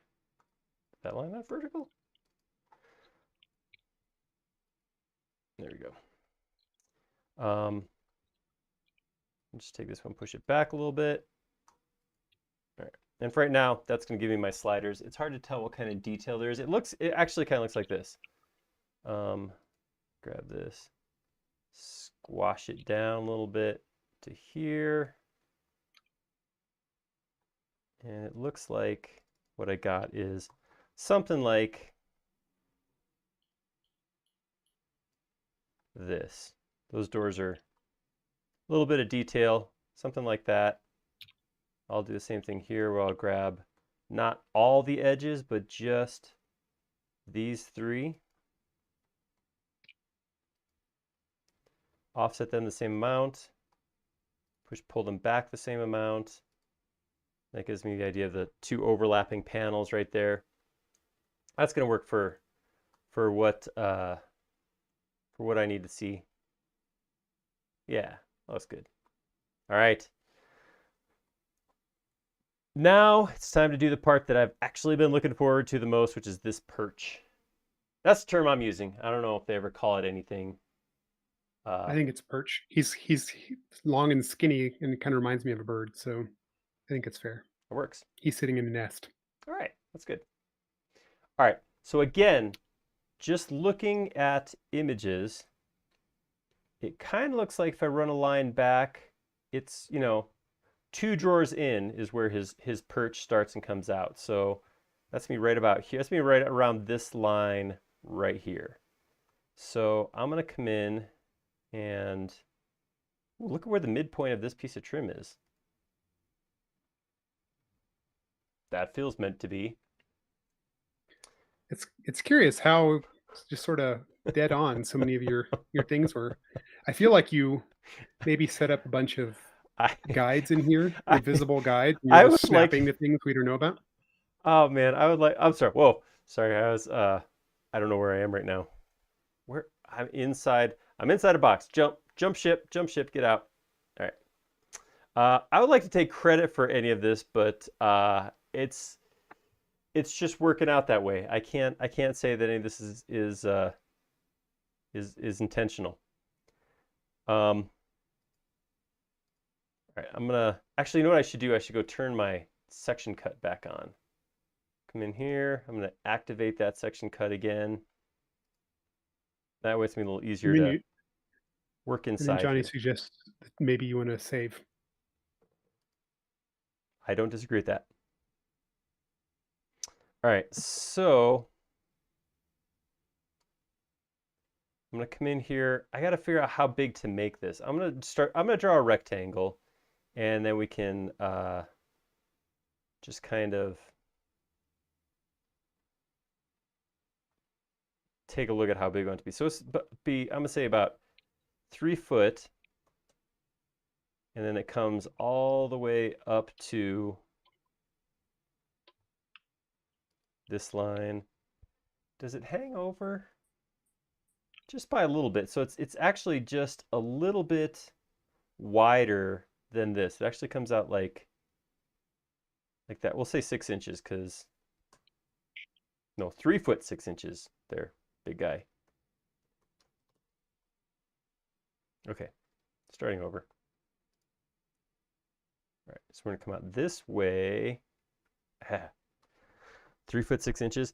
You know, there's that point where you've had enough coffee that you're firing along and you're doing a great job, and then eventually you hit that point where maybe the coffee's making you a little jittery. I feel like I've crossed that line. So see, by this point in the day, I'm no longer jittery from coffee because I can't have it past noon or something like that. Yeah, that's the problem is I've been Mm. drinking it for the last hour. So got that going for me. All right, this There you comes go. all the way up to this lip right here. Bill's recommendation is Scotch. I can't see that Scotch will tape? be I'm not sure more what he means. productive. More entertaining, maybe. Yes. No, you could not be more Aw, entertaining. thanks, Jody. Yeah, so this is where I'm starting to have an argument with space in general because I'm starting to look at some of these things. I'm like, this is not possible.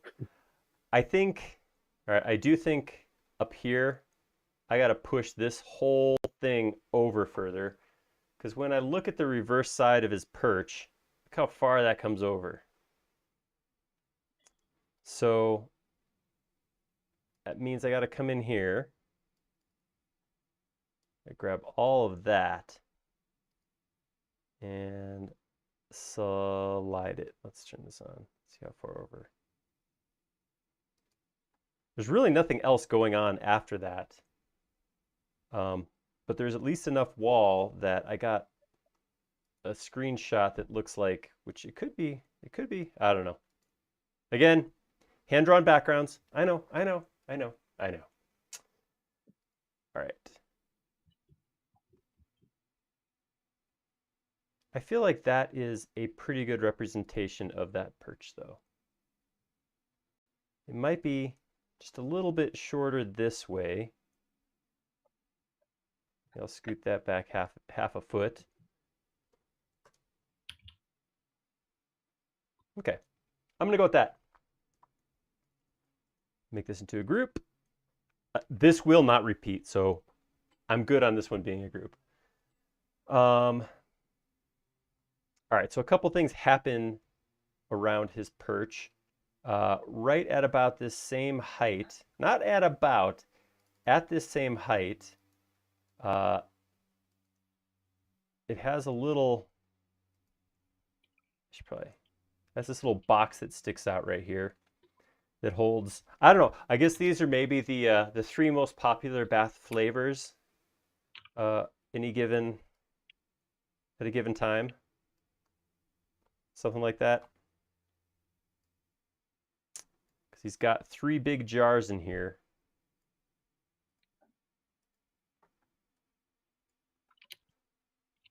So there's his jar holder. I don't have a screenshot of it, but this basically sits down like that. It's basically a little nest for him to sit in. Further to the point that this is a perch. Nest on a perch. Yep, it's all coming together.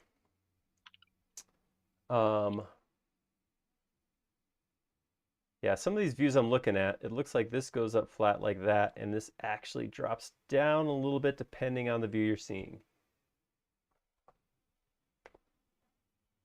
Yeah, 2 screenshots I got, it's up flush. 2 screenshots I got, it's about an inch below. So I feel if there is no right answer, you can't possibly get it wrong. That's the optimist. Interesting. I am an optimist. All right, so I'm not going to build each individual board that he has, because this is just kind of, looks like it's kind of just built together out of pieces of wood he had around, but I want to give it that feel. So I'm going to just kind of pull the top out just slightly, and then down here. You need to leave a little shelf up top because he has his boiling water that he drinks sitting up there. That's right. You're right, yeah. I'm going to take this, I'm going to divide this into 12 boards, which is what it looks like he's got there. I'm going to run a line straight up. And I'm going to take that. Option copy, 11x. That's going to give me all my boards. And again, just to get the relief, I'm going to come in here and just push each one just a little bit. Just not exactly the same, but like,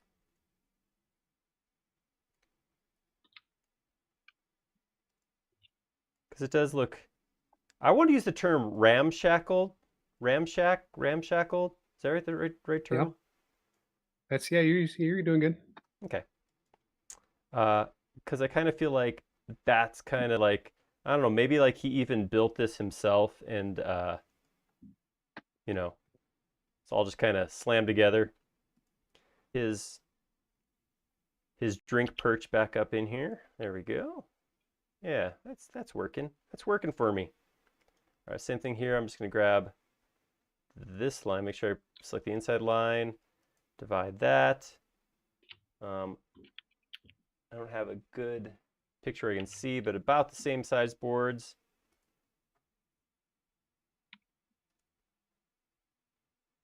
Nope, I'll have to drop that all the way down.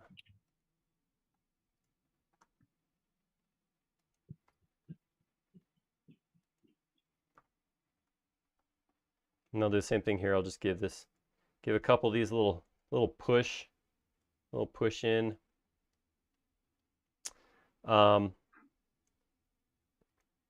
This one, I'm just going to option copy it this direction, lock it on the right axis, and then I can swing around. Whew, that got a little crazy. And use this snap point as a reference rather than dividing again. And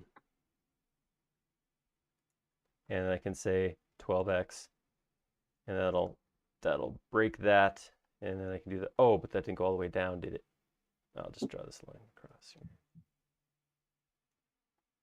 Same thing. So I've been working on my personal project. This is going somewhere. Has been the cyberpunk apartment.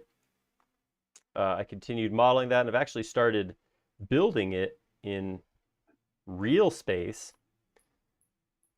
And I bring that up because one of the things that I've been practicing a lot of is breaking things into panels and giving them like that look of, you know, broken up space, so it's not a monolithic blob. And I feel like that's coming into play now. Like I'm calling upon that skill which I have been unintentionally developing, maybe for this moment right now. This is all, it all comes together all comes right together. now. That's right. Everything for a purpose. All right. So there we go. There's his perch up there. That's pretty cool. And actually, it does not look like it goes quite so low, so I might come in here and just pull that up a little bit. He's a weird looking thing, man. I don't know what's this. And my son is completely, he wants to be him. I don't know. I don't know what's going on with my kid, but I was going to say there's worse people to want to be, but now I'm challenged to back that up. well, at least his intentions are good, right? I mean, he seems cranky, but whenever Sen needs a job, he pays off what's her name with a little chocolate lizard or cooked lizard or whatever treat. So his heart's in the right place. Well, I get that. I don't know, actually. He's probably got a different anatomy, so who knows where his heart actually is. Yeah, that's very true and kind of yucky. All right, there we go. All right, so it looks like it's made of multiple pieces. They'll think your corners are too blocky. Which corners is he talking about? Oh, these? Talking about these things right here? Maybe. Corners need edges. We'll wait for a reply for Bill on that. And DQ's wondering about his issues when he gets clipping. The biggest problem I see with clipping is that people have parallel projection turned on. And oh, look at that. As if requested, clipping will happen. Ooh, nice. If you stick to perspective, which is actually the view that SketchUp was created to work in, that's not dissing anybody who uses the other kind. I'm just saying a lot of the tools, the way the 3D view works was actually designed to work with perspective. It should get rid of a lot of those issues. The other thing is every once in a while, just do a zoom all. If you're having it like a lot, depending on the model you're doing, that may be causing a problem if you're working with an imported file like a DWG or DWX. Hold on. Yeah. All right. If you're working with a DWG or DXF, that could be causing the problem. You may have geometry it's really far from the origin. That causes clipping problems.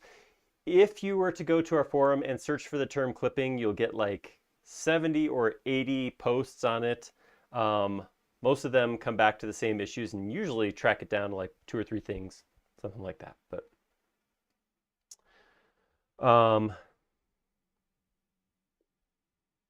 the vertical boards on the perch. oh, right here, because I have this flat corner. Yeah, I Yeah, get that. places where there's not. Let's do this.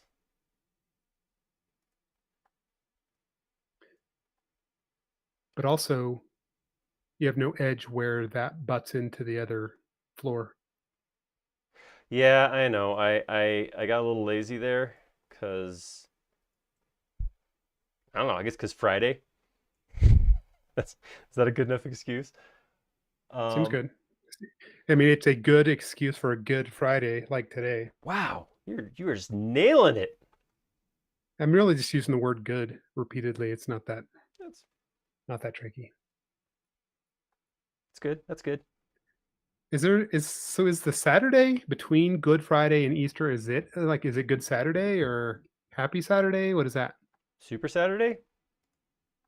I don't know. Super I'm not trying to be Saturday. dissing. I honestly don't know what the name is.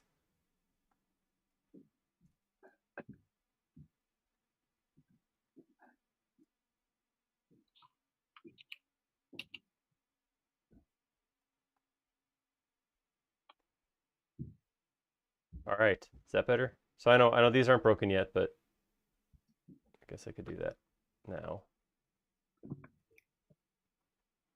I take this across to here. This whole thing should come up to there.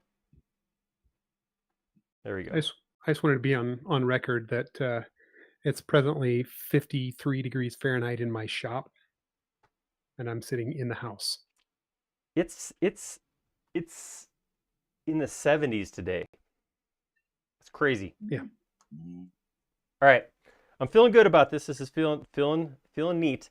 I wanna decorate this space a little bit. Let's start with some jars.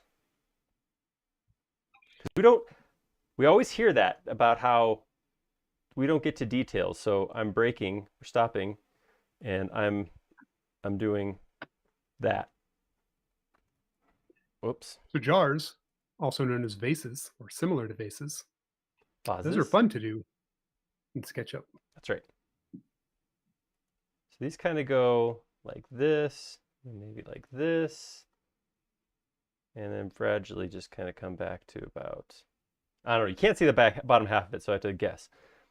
So I'm going to come in, I'm going to put a simple arc there. Actually, I could probably do this all with just regular arcs. No Beziers whatsoever.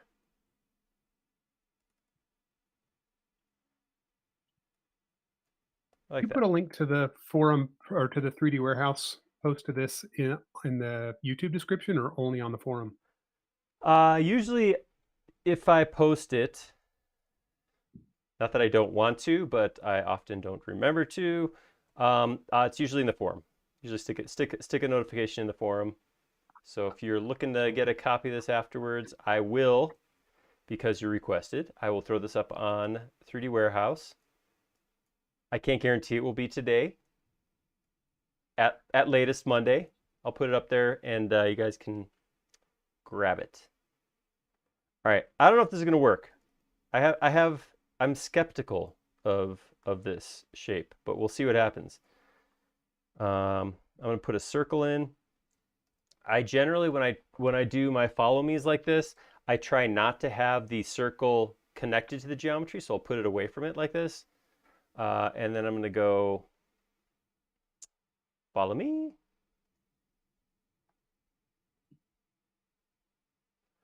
Not too bad. It's a little too wide though. I'll undo a couple times because I want to get back to this shape. This is the spot that I want to come in here and manipulate this. Let's take these and scoot them in.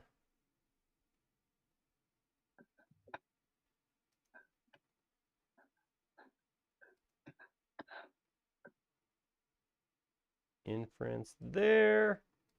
Inference there. Get rid of this ugliness. Put a new arc. Look at that. Yeah, I think that's going to be better. Bill is asking if Monday is a holiday. It is not. We don't get any holiday days for Easter or I think around our Easter. next holiday is what our next holiday is our Memorial Day, the end of May, right? Right. I think so. I think that's right. You know, the whole thing was a little too wide too. So actually, it's hard. Sometimes I have a hard time thinking of half of a shape. So yeah, every once in a while I will. It's one of those. It's always funny to me to make a shape and then turn it into and then like do follow me with it That's and better. That's be closer. surprised by the shape. I make a shape and then I'm just like, I wonder what this will look like. Yeah, cool. That's an okay shape. I like that. There is room for improvement, but not so much room that I want to spend time finding it. Let's see how close I was on size too. Let's see. Not quite as big as they need to be. Uh, Johnny's recommendation is putting the circle above the vase. That way you don't. It's easier to delete when you're done. Yeah, look, it's just Although sitting here on the I floor. see I'll it right just there sweep it up right now. All right, with all that soot. that's right. So I'm gonna scale this guy up a touch, just a touch.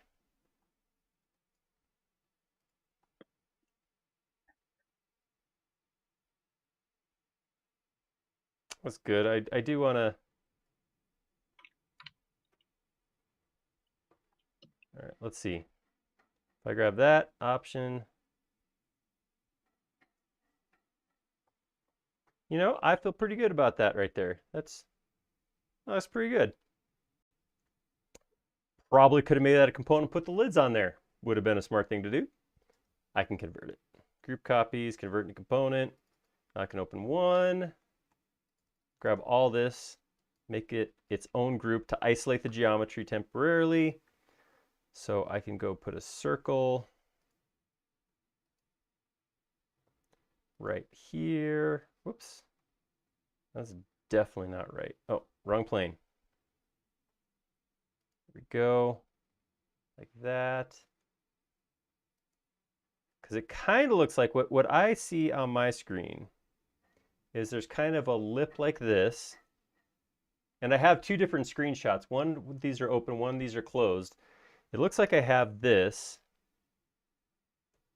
And then this kind of creates like a brass lip on a glass jar.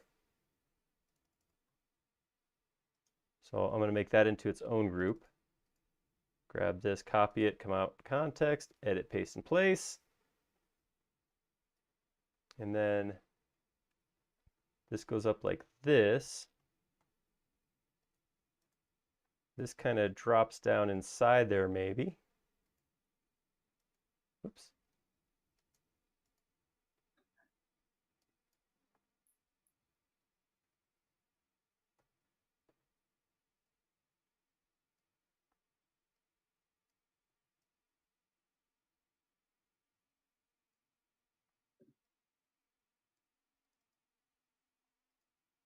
And then maybe just for fun, we'll do something like this.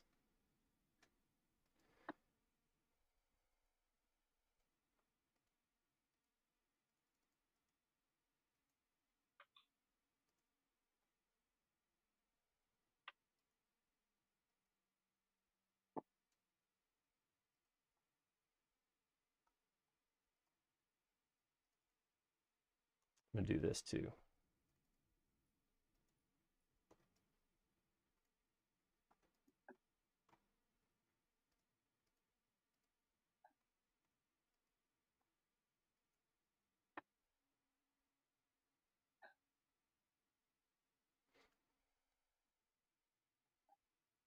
There we go.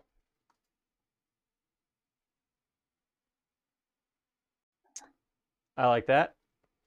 I want to stick his wheel on the side though. I feel like that is very important. That's probably safe. Yeah, he bangs his mallet on that to wake up That's right. the soot sprites that are not working. Lazy sprites. All right. So I'm gonna start this with a circle. I'm gonna do a Tyson on this one. That's what I'm gonna do. Tyson was a big fan of this process where he would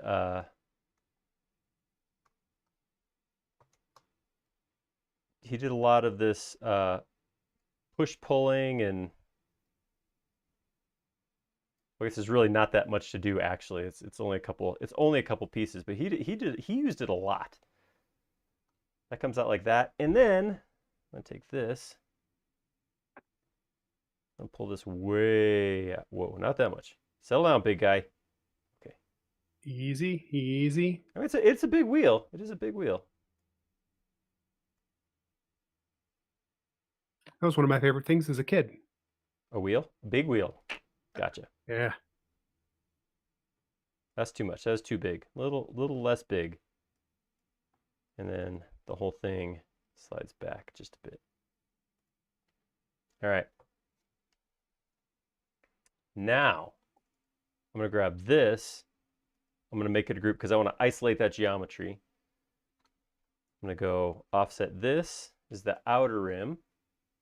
And then what we got, see, is some arcs. Like, they're actually not very big. So I'm going to grab that, offset that, like that. And there's 4 of them, so I can just grab this, go find middle of the circle, option, copy that, 90, 3x.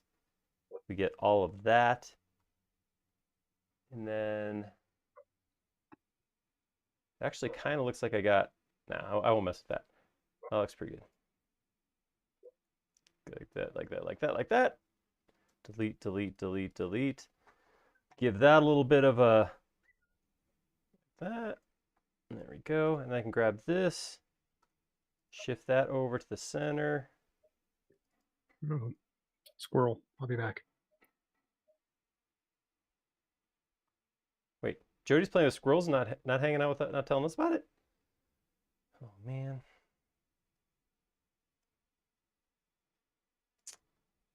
Yeah, yeah, that's good stuff. I like it. All right, and then he's got a handle on it too, which it looks like it's at one of these corners. So I'm gonna just draw a circle right here. And this handle looks like it changes too, because I got 2 screenshots again. One looks like it has kind of a you know, I want to say a pommel or something like that on the end there. The other one doesn't look like it has it. So I'm just going to go ahead and, again, Tyson style, just kind of do something like that. All right, and I'll grab that. Cut it, come into context, paste in place.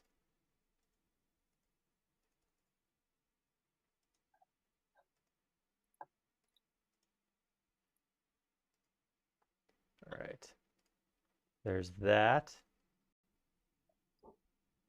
It's funny because I'm like I said, I'm looking at some screenshots here as reference. I'm probably just need to shut up about this animation thing, but look how different these wheels are. Same movie. It's almost like they had to paint or draw pictures unique each time we changed the angle. I know. Shut up, dude. Just model a thing and stop it. I understand. I hear you. All right. Let's. What else? What else can we put in here? I'll put this little table he's got back here. Get that in there. That seems important. So I'm going to save. Then I'm going to go to my outliner and deactivate my section cut.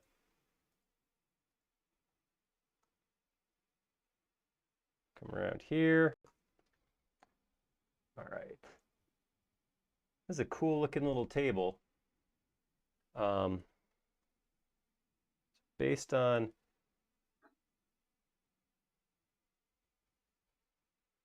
I don't think he can get to a couple of these or a couple of these drawers throughout his space. I have a hard time believing.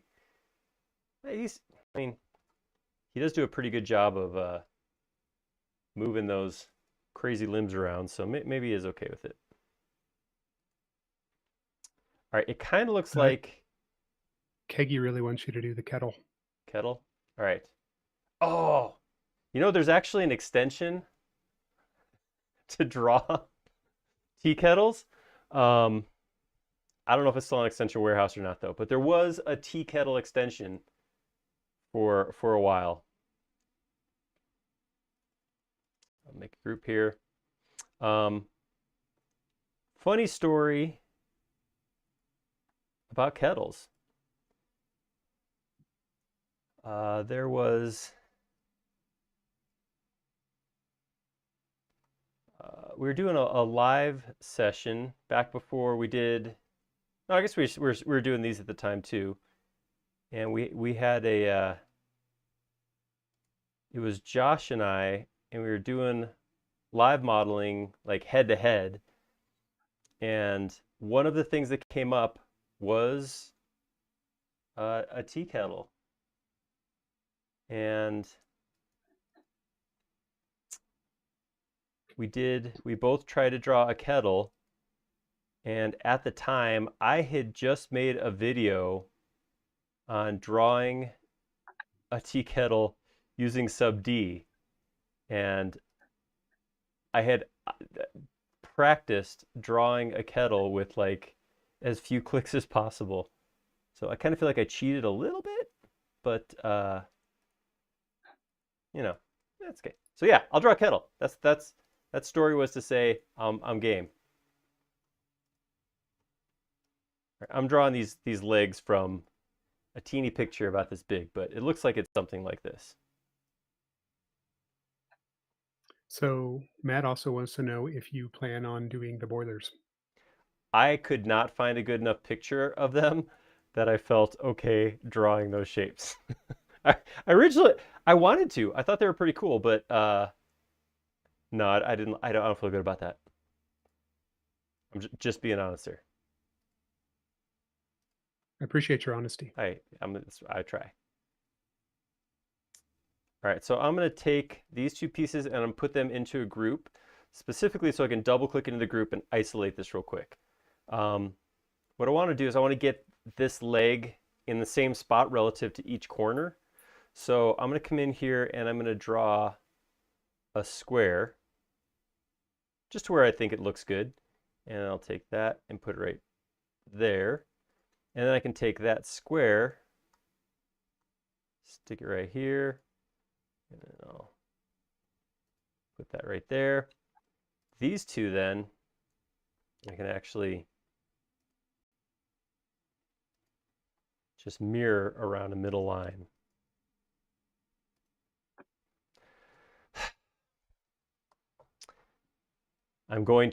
I should be able to, there's a difference sometimes. I'm going to blame that on twitchy coffee fingers. Okay.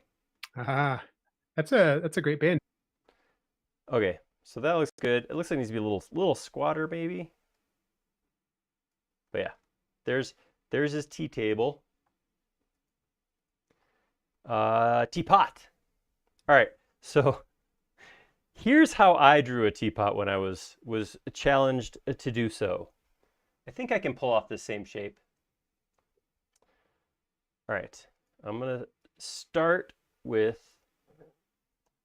an octagon.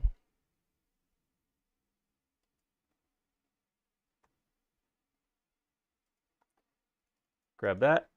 I'm gonna put it into its own group again so that I can isolate. All right, and I'm gonna come bring it up like this. I'm gonna scale that out like this.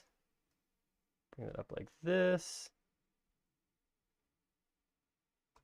Bring another copy up. Scale that. Come up like this.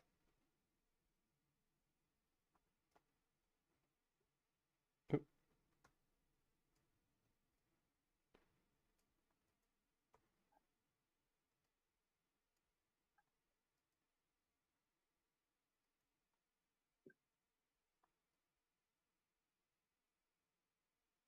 That up.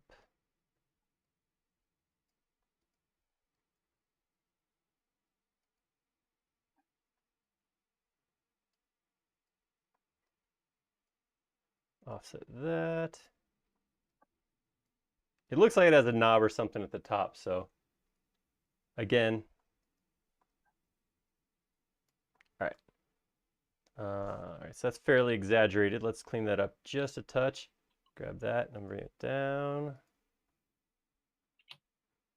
I'll actually grab all of that. Scale about the middle. A little smaller.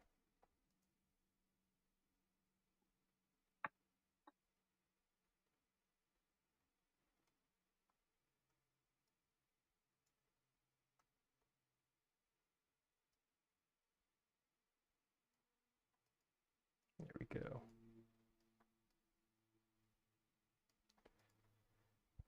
Okay. In case you have not worked it out, I will be subdividing this real quick. I'm going to grab this. Thought you were going to just smooth all the edges and just say that's that. Always an option. Always an option. I keep hitting offset instead of push-pull. Rookie mistake. All right. Do you have custom keyboard shortcuts for each of those?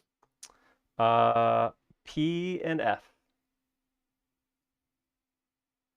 Are those default? What's the default for? I don't remember.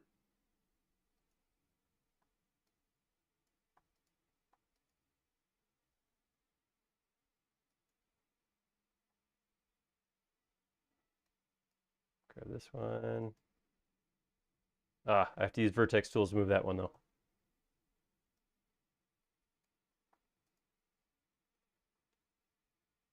All right. I'm gonna do this.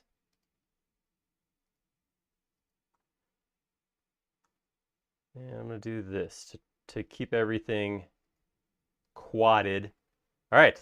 I'm gonna save and I'm going to subdivide it. We're close. Oh, hold up. We're not close. I got to do two things. I got to break this, keep quaddy up here, and I got to get rid of some internal faces. So I'm going to get rid of internal faces with Solid Inspector, which I do have a custom shortcut for. I hit Shift S for Solid Inspector, let it fix and get rid of those extra faces on the inside because it was creating creases there. So now if I hit subdivide, that's much, much, much better. All right, so there's a couple spots. So Bill and Andy did confirm P and F. Is that right? All right. Yep. That was one of the big noticeable differences between, I think, Tyson's workflow and mine. I think Tyson has a more realistic shortcut setup. The default shortcuts are actually assigned to make it easy to remember. So P is push pull, F is follow me, B is paint bucket, Q is rotate. So most of them are are made to make it easy to remember where, what they are. They're not necessarily put on the keyboard in a spot that's conducive to quickly getting to them. That's a spot where Tyson has modified his shortcuts in his workflow to make him actually a little more efficient, because all of his shortcuts are crowded on one half of his keyboard, so it makes them a lot quicker for him. All right, so I'm going to do some quick creasing on this, and we're going to call this thing done. I'm going to go to crease tool, put that to 100%. I'm going to grab this ring right here. I'm doing a super speedy version of quad modeling. I don't have my toolbars open. I don't really. Oops.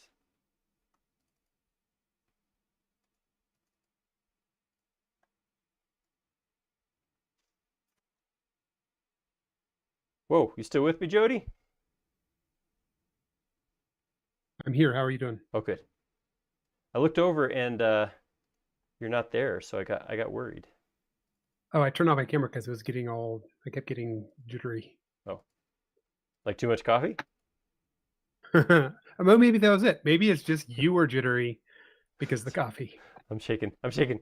All right. All right. This is about as much as I'm going to do, I think. Oh no, I'm gonna crease one more thing. I want to crease this guy right here to give me a nice clean intersection. Boom. There we go. Nice little teapot. I might go here and just increase subdivision once. I like it. Looks good. There are, of course, uh, yeah. Uh, somebody's calling out the Seagraph, the teapot thing. The teapot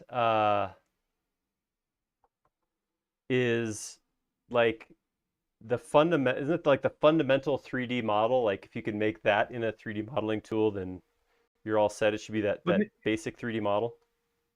Isn't there like an official name for There, the teapot? there is, and I'm The trying to something remember teapot? whose name it is, but it's somebody's teapot. Utah. Isn't it the Utah teapot? Like, it very well could be. I honestly don't remember. I mean, there is the Utah teapot. That's the famous one. I don't know about another one. I would think that if you're talking about teapots, I can't see why you'd use a U.S. state, because we don't be drinking tea like the rest of the world does. So it's also known as the Newell teapot, I feel like that's more the one I according was to recognizing, but I don't according know. to Wikipedia. Hey, if Wikipedia says it, you know you're getting the best information, because anyone in the world can put anything they want up there. Little Michael Scott for y'all. Oh, whoops, that's why. Thanks. Apparently, Ryan is a teapot. Actually, he's short and stout, though. He said. Oh, congratulations. I think wasn't didn't he the one that made the teapot plugin? Yeah, that's what I was saying. I don't know if anybody's had a chance to go look and see if that's still up there, but it was on 3D Warehouse, I think, for a while. And basically, it just made a tool where you could just pull out a teapot shape. That's all it did. Oh, I'm now realizing that how this handle's crazy, man.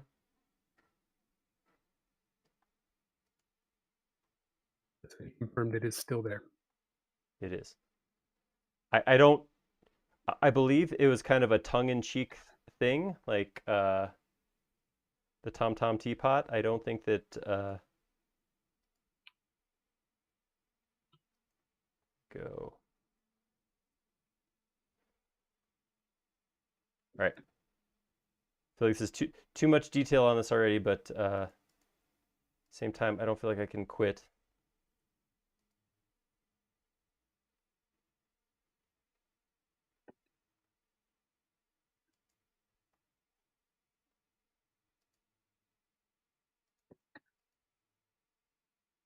All right. trying to get a shop for, or a shape for that half of the handle. All right, now I can come in here. All right, I definitely got to do this because I'm struggling with modeling inside that all that stuff. So Jonathan's noted a couple times there's a missing piece of trim in the background that it ended up getting omitted because you did a copy, or I mean a move instead of a copy. Ooh, oops. All right, I will get on that. Gonna want to fix that. Yep.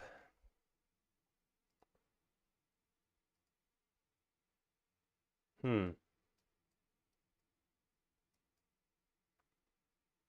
You know, I'm realizing I don't have uh, line push pull, which has become one of those tools that, whoa, wait, this something's off. Everything's off. Not consistent.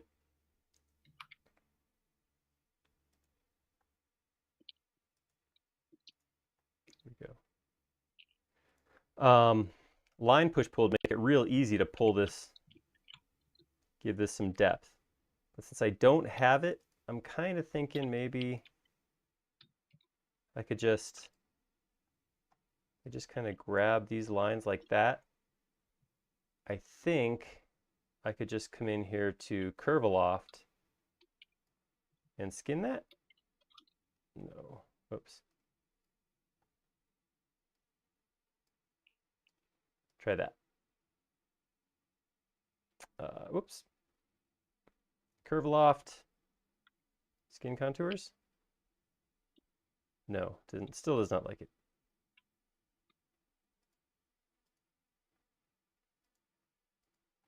How about that? If I just grab that much.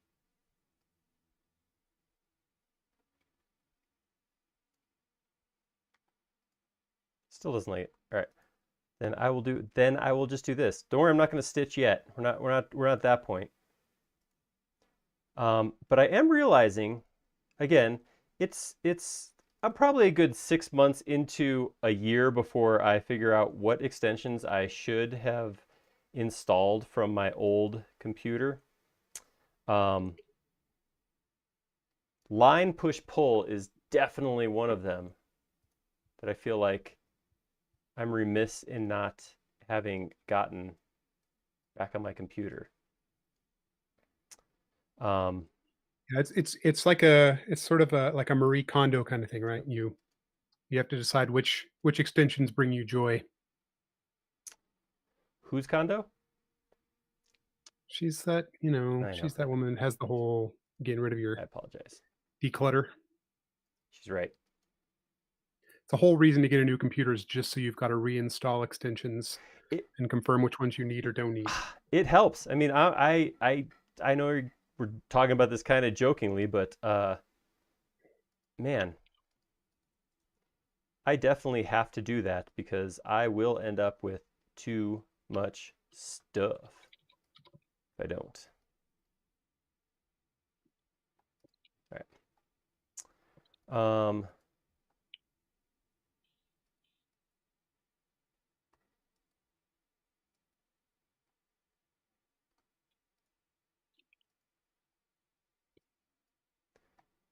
All right.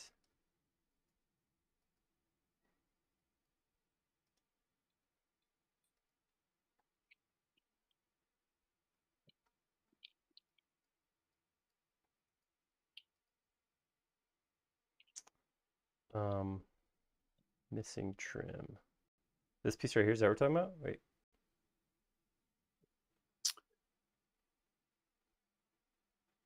I'm not sure. I feel like there should probably be a piece right here.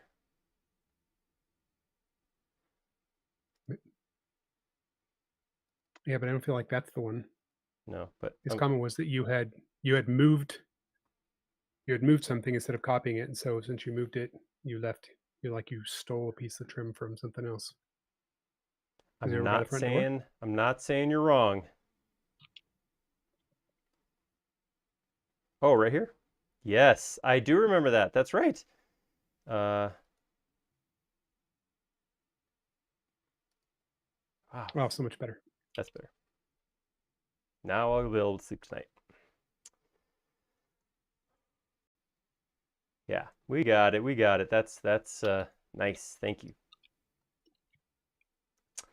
I'm starting to feel pretty good about this. I yeah. I'm gonna do this too.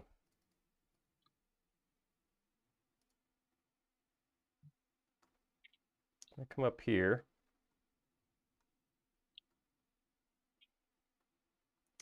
Model a detail that nobody will ever think about or see. That's how I roll.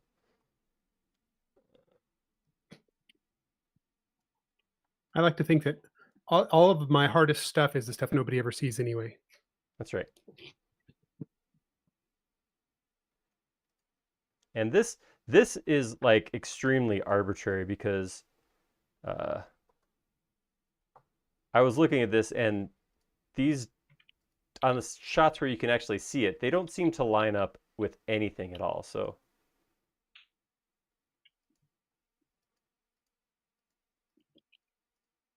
all right, I'm gonna grab all of those. I don't even know if they are on this side because again, can't even see it, but there you go. All right, let's get a set of them over here too.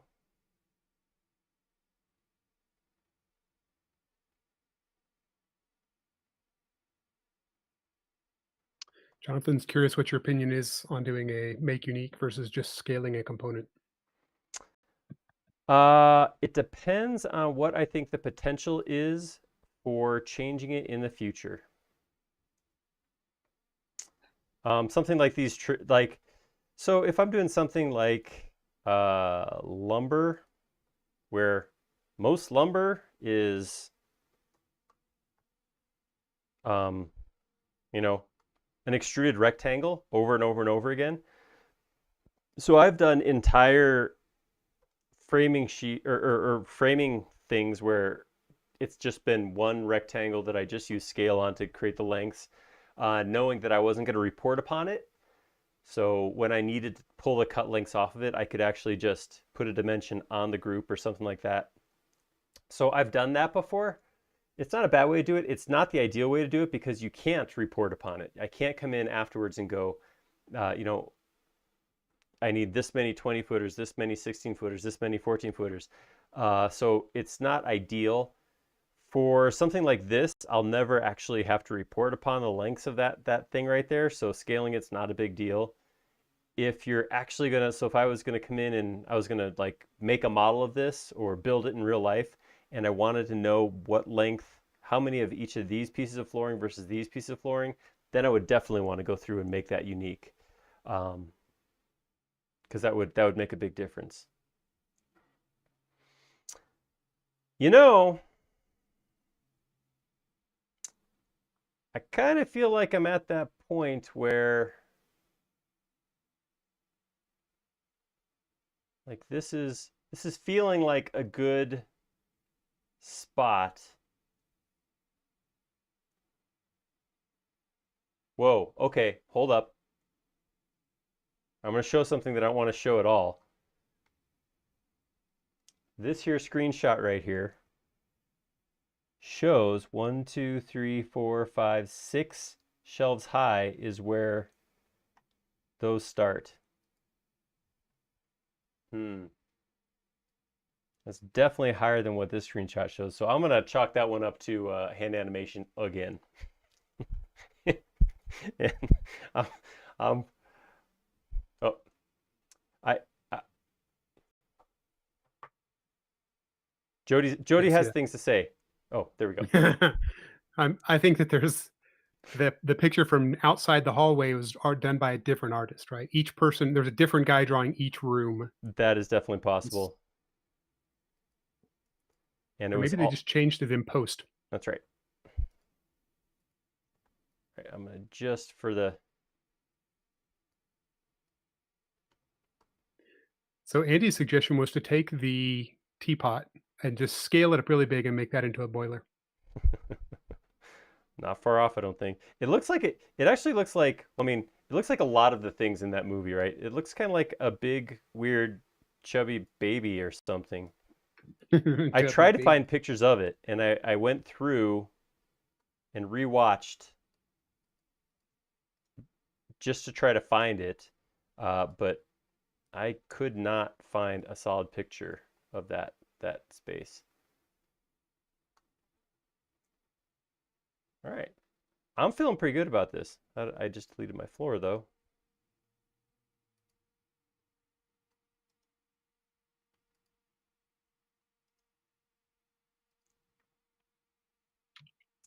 Um, yeah,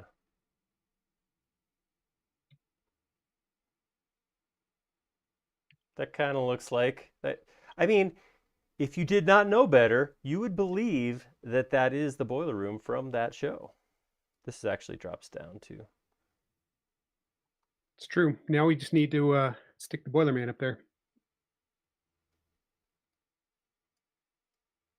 We don't really. I'm just kidding. Yeah, I'm not gonna. No pressure. Which apparently No you don't feel. problem. Awesome. Well, yeah, I like where that ended. Um, I'm trying to think of the best way to present this to actually show this because it is such an awkward shape that you can't really look inside of it. And I'm trying to think of how to generate the thumbnail. So I think I might come in with a new section plane. I'll throw it on this side and then cut through like that. Yeah, I like that. Turn it off so I can't see it. Oh, I really messed up the backside of this, didn't I? I do feel compelled to clean that up though.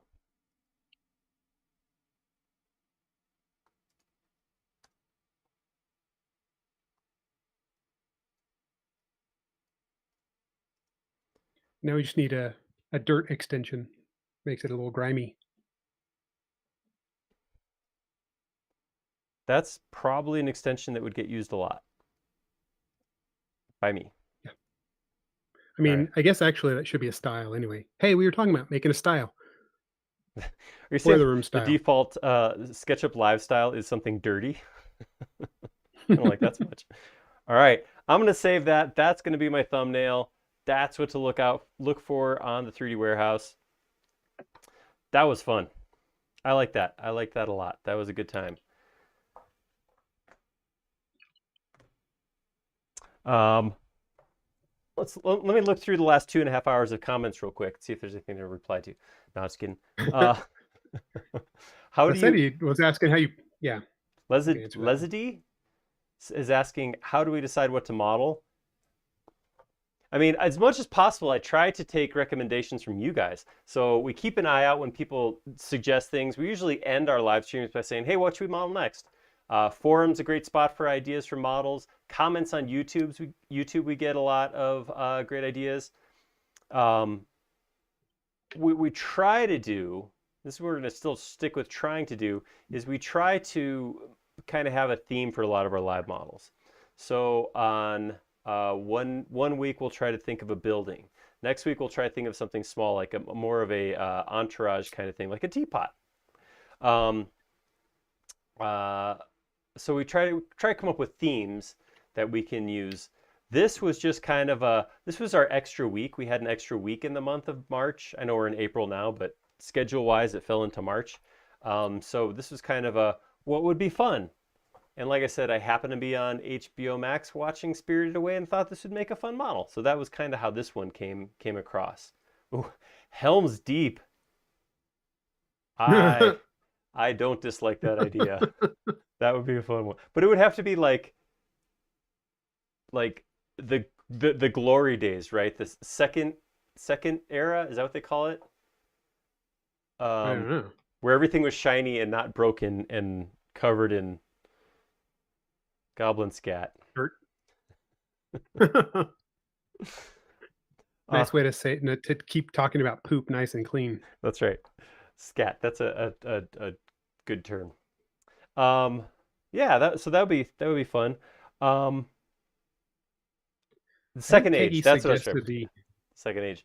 So we love your ideas. I will say, and Jody has touched on this. Probably, I'm assuming out in a sarcastic way. Uh, just stop sending out pictures of Frank Gehry stuff or those buildings that look like they're crumpled up paper and then go build it. Much as I think that like the opera much much house, like much like fetch is not going to happen. Gary buildings are also not going to happen. I think the Sydney Opera House is a super cool looking building, but I just have no desire to try to figure out unless the only way I would do this the Sydney Opera House would be like as a half-hour massing model where it's like, okay, let's get one of these pedal shapes and then just scale and spin them and like when you look at it from here it looks yeah, that's you could identify that. That's probably as far as I'd want to So that go. that could be a fun thing. Is you just do a bunch of sort of speed mass models of several of those over the course of one session. That could be fun. That could be a fun one. We'd have to come up with like, yeah, like four models to do half an hour max for each. That could be kind of a fun time. Well, Keggy's EMP museum from Seattle. Is that We this? should look those up Ah, because that's very Gary looking.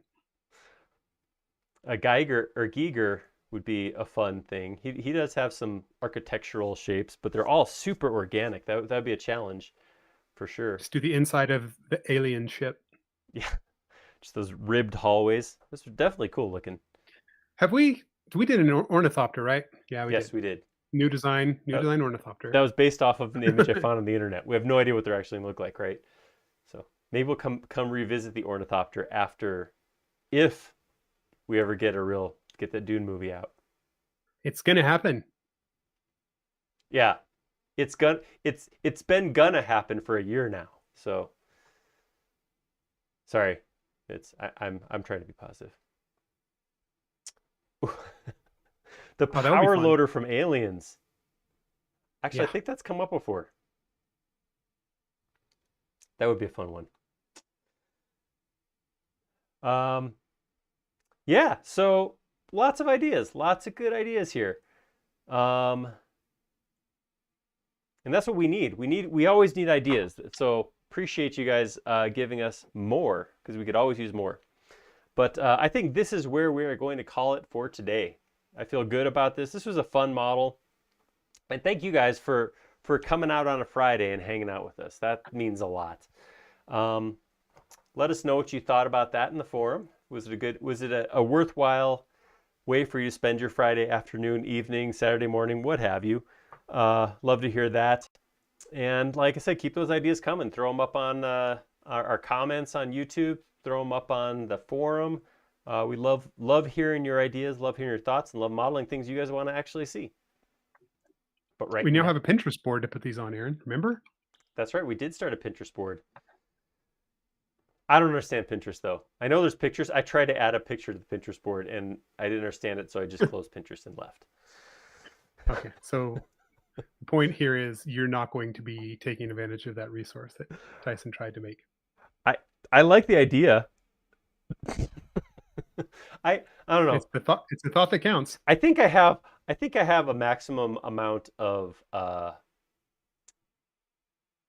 social media that I can fully contemplate at any given time. So anyhow, Right. Andy's saying this is the best Friday evening he's had since lockdown began.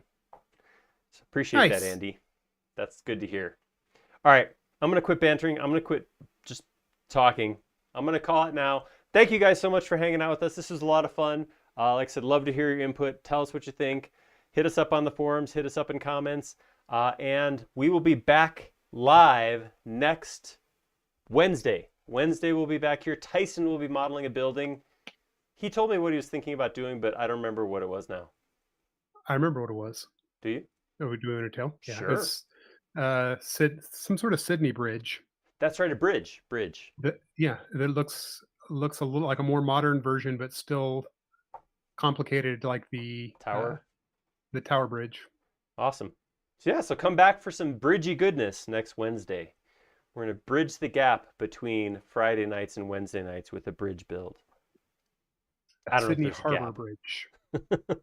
So come back Wednesday and we will see you then. Tyson will be modeling. Have a great weekend. See you till then. Stay safe, stay sane, and we'll see you next time. Happy Easter.